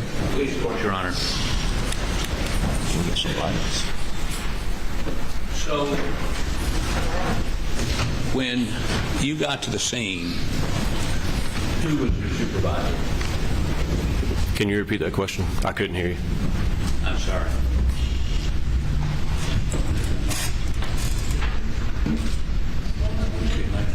But that's okay. I'll speak a little bit louder. Oh, I see. When you got to the scene, who was your supervisor? Sergeant Green. Sergeant Green. And better. I believe Sergeant Green was instructing you all to put some yellow tape up. You did some of that? No, sir. You didn't do any of that? Deputy Pruitt, yes, but I didn't know. What was Sergeant Green, what was his instructions to you? What were you there to do? Number one, let me withdraw that question. Were you there to apprehend somebody? Not at the time, no, sir. I was just there to assist where needed. Assist doing what? Whatever was needed of me. Were you all attempting to determine what happened? We there as initial responders were there to secure the scene. Okay, secure the scene. And secure the scene for further processing by SLED? By our investigators, I learned later on that SLED was responding as well. So let me, by way of example, you went down to where Paul's body was. It was covered with a sheet. You see that on the video, correct? Not when I initially responded, but yes, sir. No, but the video we just saw. Yes, sir. And why were you all, what was the road? Was there a purpose of going down there and pulling the sheet back, looking around it? I believe they were looking for another weapon. What kind of weapon? I believe they were looking for a 300 blackout. But, we saw in the picture, if you look at Paul's body, there's no 300 blackout laying next to him. Correct? No, sir. I'm correct.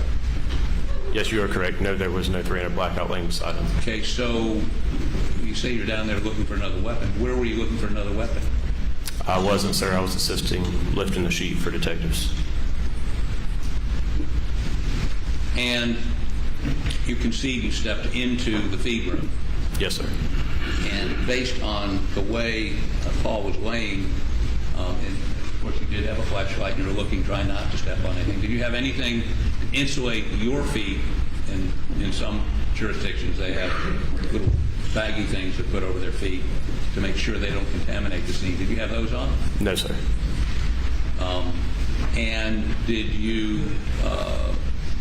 when you stepped in, you got a flashlight, what you were looking at with the visible eye, you're determining you weren't disturbing the scene, correct? That's correct. You made an effort not to. Yes, sir. You don't know whether you did or you didn't. To my knowledge, I did not. But you can't say that you didn't. To your knowledge. Can you repeat that? To your knowledge, you didn't. To my knowledge, I did not disturb anything. Okay. But you would concede there's microscopic evidence sometimes of crime scenes, correct? Yes, sir, that's possible. And you didn't have a microscope? No, sir. But like SWED's crime team would look very closely, would they not? They would not. I mean, as far as I could tell, you were looking basically 3 or 4 feet away from the floor, right? Yes, sir. Okay. So what you can see with the naked eye at night with a flashlight from 3 or 4 feet is what you base your opinion you didn't disturb anything. That's correct. Now, and you don't know why they were looking for another weapon, but you don't know what other weapon, you don't know where that weapon might have been, and again, multiple deputies had seen Paul's body before he was covered with a sheet, right? Myself, Sergeant Green did. Okay. But y'all, in your presence, any of the other officers with you there that night, did any of them discuss this as a possible murder-suicide? It's possible. It's not to my recollection. Now, when you were going out and we saw you mark a shell casing, was that in the grass or on the dirt road? I believe the first one was in gravel. In the gravel, I'm sorry. Yes, sir. Okay, but you found others, right? Yes, sir. And to do that, you had to walk around in the grass? Yes, sir. Okay.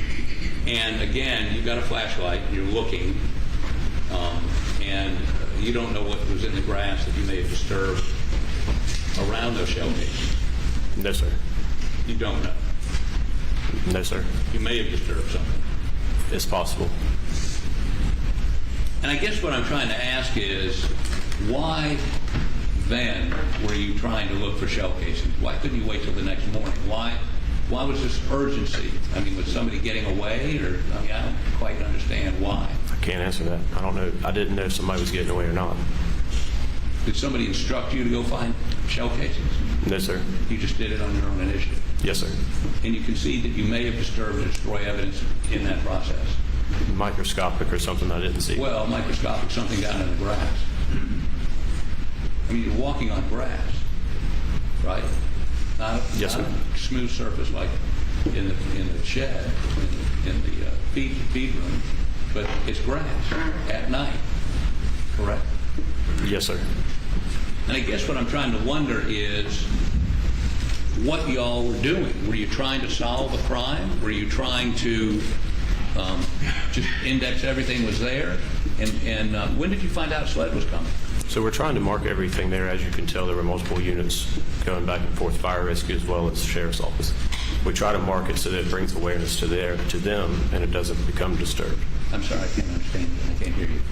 There were multiple units on scene, right. Sheriff's office as well as fire rescue. Right. The reason that I saw urgency to mark those shell casings is so that it brings awareness to those of us that were walking around and they don't become disturbed. Well, that brings up the question, should you have been walking around?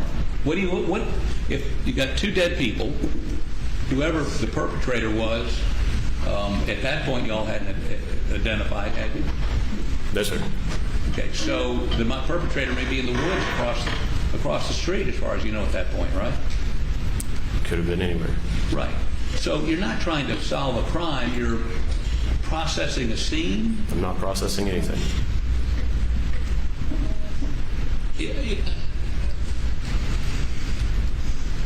You don't know what you're doing. I just told you what I was doing, sir. You're marking pieces of evidence. Yes, sir.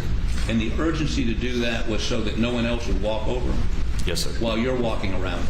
Around, yes, sir. Well, you don't know whether you actually stepped on one or not, do you? I was very careful not to. Okay. Now, let me also ask you this. the pattern of the first shell casing was how far away from the feed room? I can't say. That you found? The first shell casing I found? Yeah. I'm not sure. 10 feet, 20 feet, more than me, or further than? Probably about the same distance from me to you. Okay. From the feed room door? Yes, sir. Now, I understand, and you got a blackout, right? Yes, sir. And when you fire that, does it eject to the right or the left? To the right. Mine does. Okay. So if the feed room is where I am, that shell casing ejected to the right and forward, right and back? What do you know? Are you asking where the shell casing was in relation to the door? It would have been forward and right of the door. Forward and right of the door. And there was the pattern of casings leading, do they all lead to her body? I can't remember. Did you sketch where you found them? No, sir. I did not do a crime scene sketch. Have you ever done a crime scene sketch? No, sir. Tell me your training in crime scene processing. It's very basic, limited what you would get at the Criminal Justice Academy. Very basic. Yes, sir. So you're not a crime scene processor. Again, and I'm not asking this question repetitively, I'm just trying to puzzle it out. What? You don't know what your role was there. I was a first responder. Well, they were dead, Paul and Maggie, right? You couldn't render them any aid. Your Honor, I would object. No question in that statement. Is there a question? Could you have rendered them aid? Were they in a physical condition where your assistance would have helped? No, sir. They were dead. Correct? Are you asking? Yes, sir. Yes. Okay, let me show you a couple of these clips and ask about them here, and I've got times. You don't have to go through the...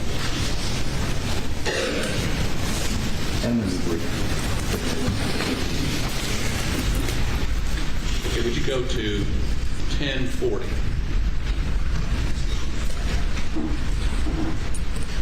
How does that ring? I don't want to.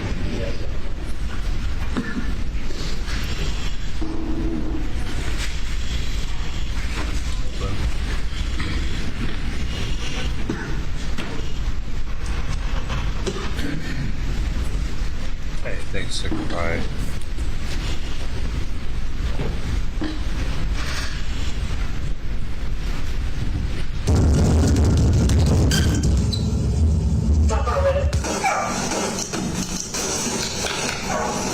Twenty-six likes.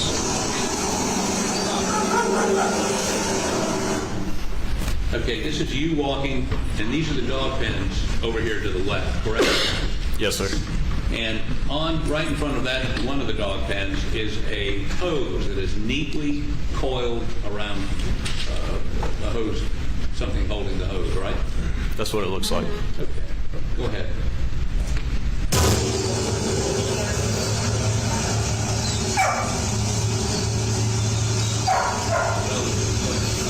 How about go to as far back as 11, as far 12. back as I can remember, I always wanted to be a gangster.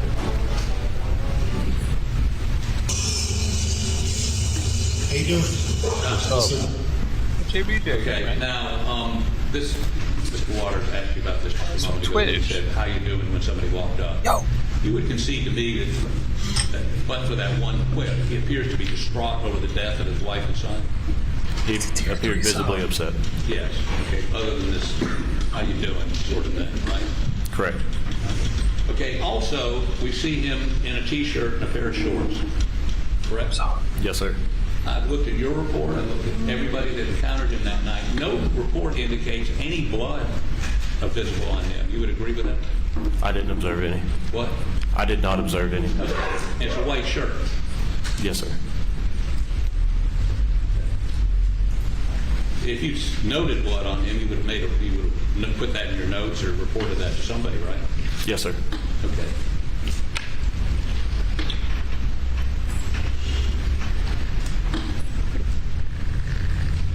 How about, let me see, 1845.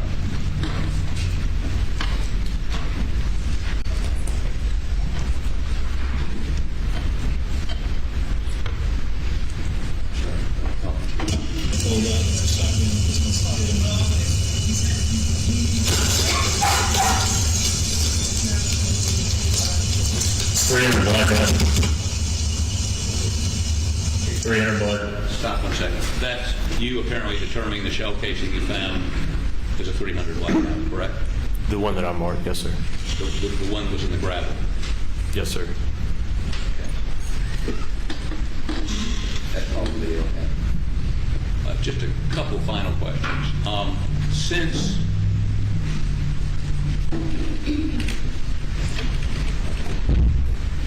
I have no further questions. Be direct. Very briefly, Your Honor. Are you a first responder? Yes, sir. Your first job is safety, correct? Yes, sir. Second job is to protect the scene, is that correct? Objection leading. Thank you. Tell me what your jobs as a first responder are again. Yes, sir. We secure the scene, make sure there's no current threat for additional first responders. We then secure the scene, make sure that nobody comes in that's not supposed to, so that we preserve any evidence that's there. As part of your training to avoid disturbing the scene as best you can. Yes, sir. Still paying attention to your primary role. Yes, sir. As part of your training and your experience and what you try to do is if you do see Objection, evidence... Your Honor. Leading. I'll rephrase, Your Honor. If you are on scene and you do see evidence while you were there, what is your standard operating procedure in that event? I would mark it. And why do you do that? Just to bring awareness to it so that it's not disturbed. Is your job to be a crime scene investigator? No, sir. You're just marking that? I'll rephrase.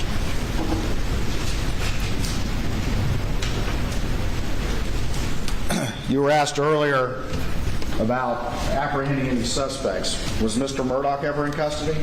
No, sir, not to my recollection. To your observation, was he allowed to move freely? Yes, sir. Was he allowed to interact with people who came to talk to him? Yes, sir. Was he ever placed in the back of a police car? Not that I'm aware of. Never put in handcuffs? No, sir. Was he being treated as a suspect when you were there? Not that I'm aware of. Nothing further, Your Honor. Nothing further, Your Honor. Thank you. You may step down. As far back as I can remember, I always wanted to be a gangster. I don't know why you can hear that twice. Wait. It's Twitch, isn't it? Put the lights back up. Right now.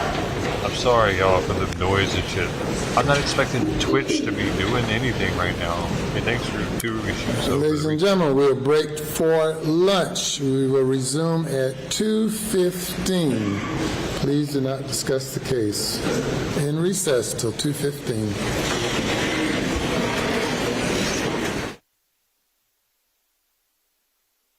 Time is right. Oh. What?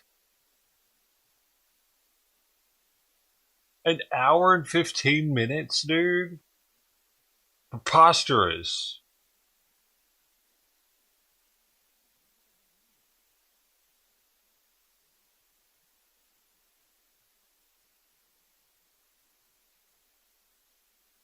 Hour and 15 minutes, bro? They normally get that long? It seems a little long. One of them upper class lawyer type things. They all gonna go have some shrimp and steak right now. I think it would have good. Sipping on some brandy. Something. What do you think they're doing? Going to having a bologna sandwich? Fuck you. You're an idiot. Murdaugh might be going to have a bologna sandwich. Wait, is he even locked up right now? Yeah, he is. So he might be going... Actually.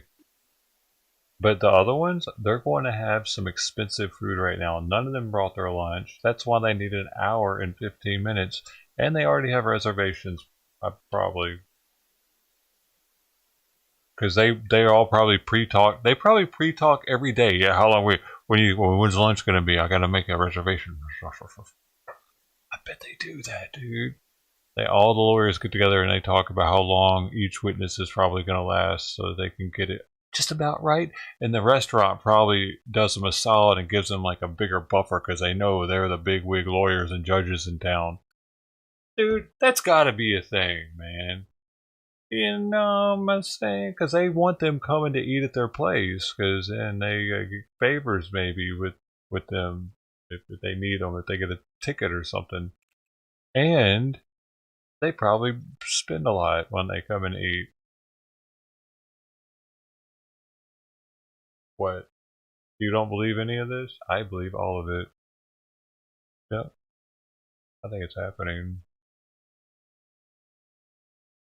I used to have jobs pay for my lunch. That was cool. And we would definitely splurge. Everybody would be having shrimp and steak and shit, dude. Actually. So, these dudes are doing something like that.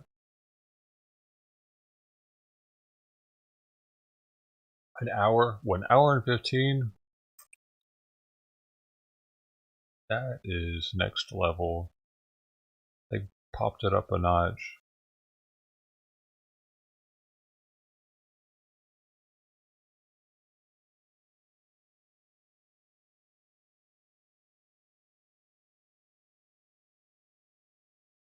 Or is it an hour and 30 almost, isn't it?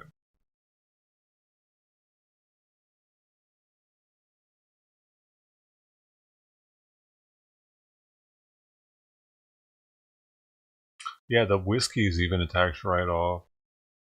Like if they have drinks at lunch. Dude, there was one case we watched, I was for sure that dude was drinking. I think it was the Rittenhouse case. It looked like he was drinking straight vodka up there.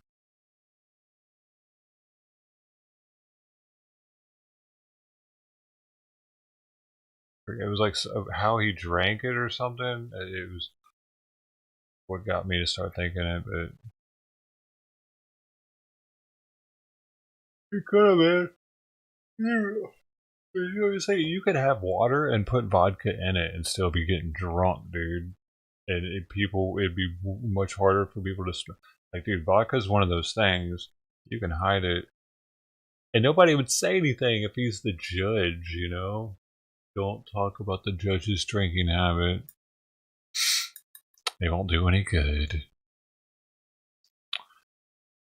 I'll just get fired. You know what I mean? Like it's like one of those things. He's not going to stop. It's not going to change anything if they bring it to anybody's. Everybody knows he's the drunken judge in town.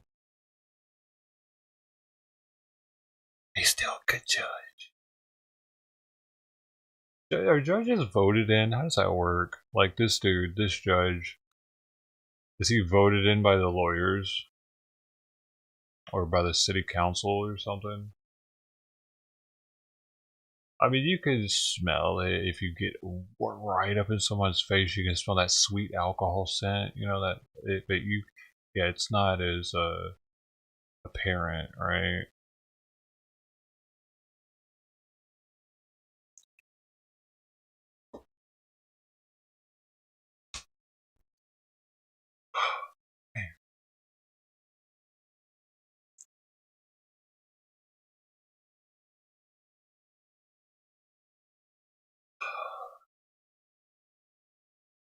So,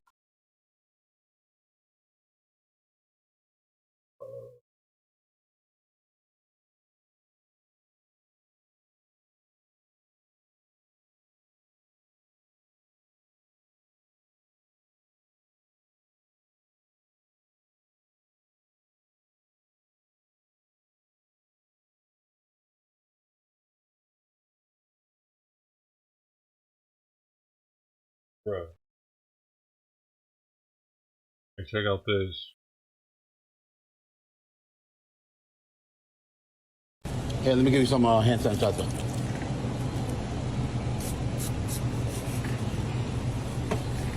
But ain't I'm doing right? Smell good too. Smell it. Man, this smell like some motherfucking skunk shit. What the fuck you gave me some skunk shit? What the fuck you did to me, motherfucker? What you doing down there? This motherfucker gave me some skunk shit.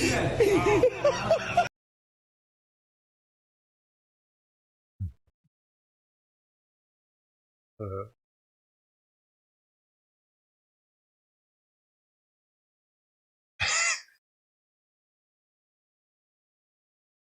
Took shots all morning. What? No, no. What? You're you're taking shots of something this morning, homie. Knock it off.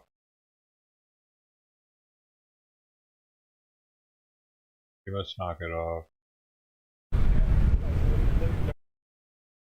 don't know if I can listen to this later. This is how you get copyrighted on these people's streams, dude. Unfortunately, that's how they got me last time. Not saying anything right now, but that, dude, maybe one of the other ones is still up. Sorry, I can't watch her.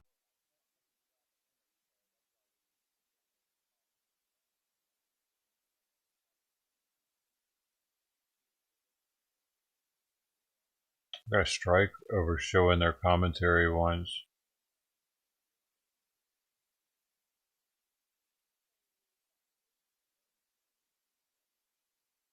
Before Mercado got a strike. Jeffries holds weekly news conference. That's already done. It's not the same if it's not live.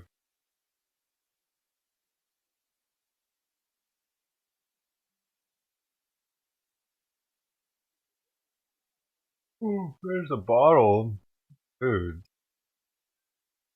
What you doing to yourself, man?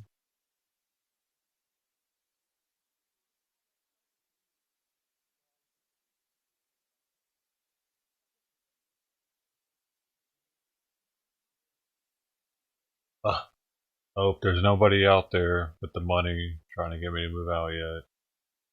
I took a look. Make sure they were there.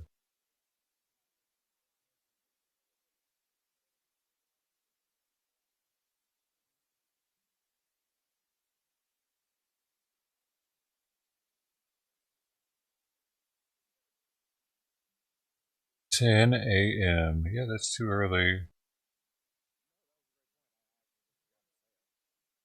Oh, so you haven't been drinking?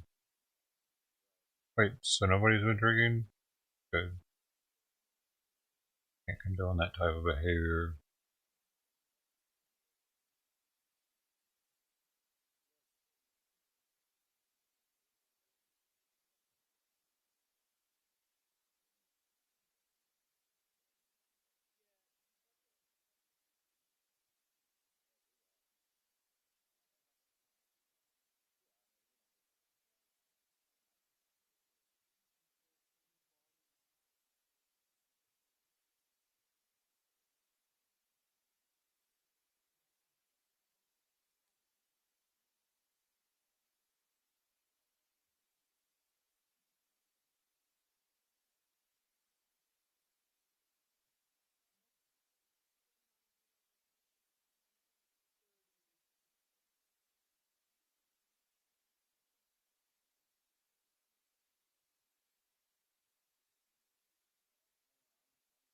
Pump it up. Pump it up. Give you an hour. Stream has been turning me into a heavier drinker. I don't like it. Looking at alcohol right now. It's everywhere.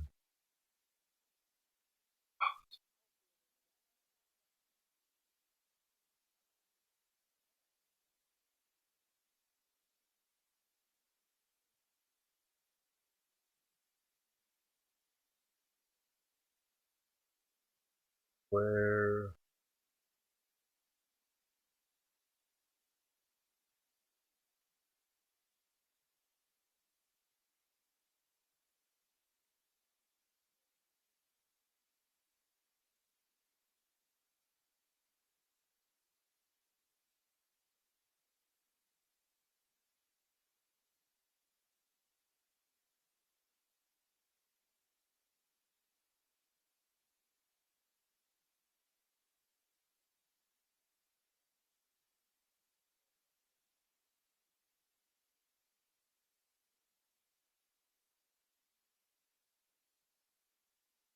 Murdaugh. Yo, you have a great lunch. Hot coffee.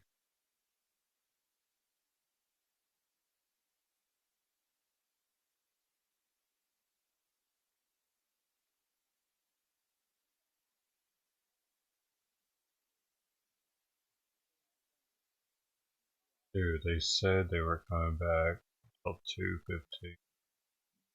It's gonna be another hour and 10 minutes.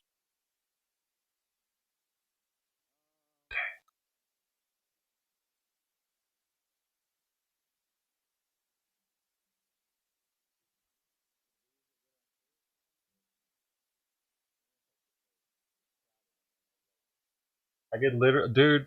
What am I? About to get on PlayStation for an hour, dude. Come back to the trial. Oh, God.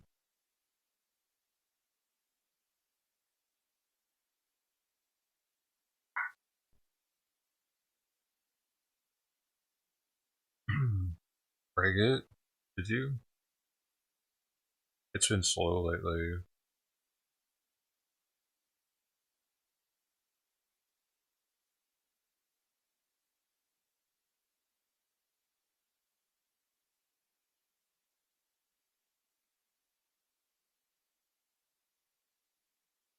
He's connected. He did. Ted, I'm getting closer, dude. I got 5 cans left of the old Deans. Only 5, man. You know how many there were originally? I don't either. A lot, though. There were like so many. It took years, but like 5 cans. Maybe I'll be able to get through those in a couple weeks. Closer to finally trying. I might have to order some though and just keep these up here and order the same exact ones. They're part of the scenery now.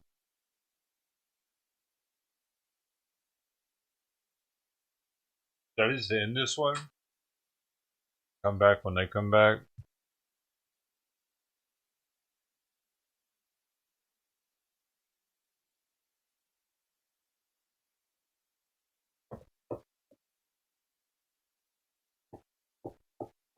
Don't waste anybody's time here.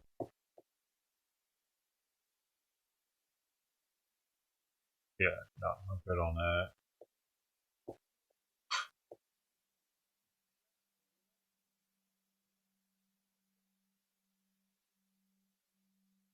Hey, congratulations. You're a winner.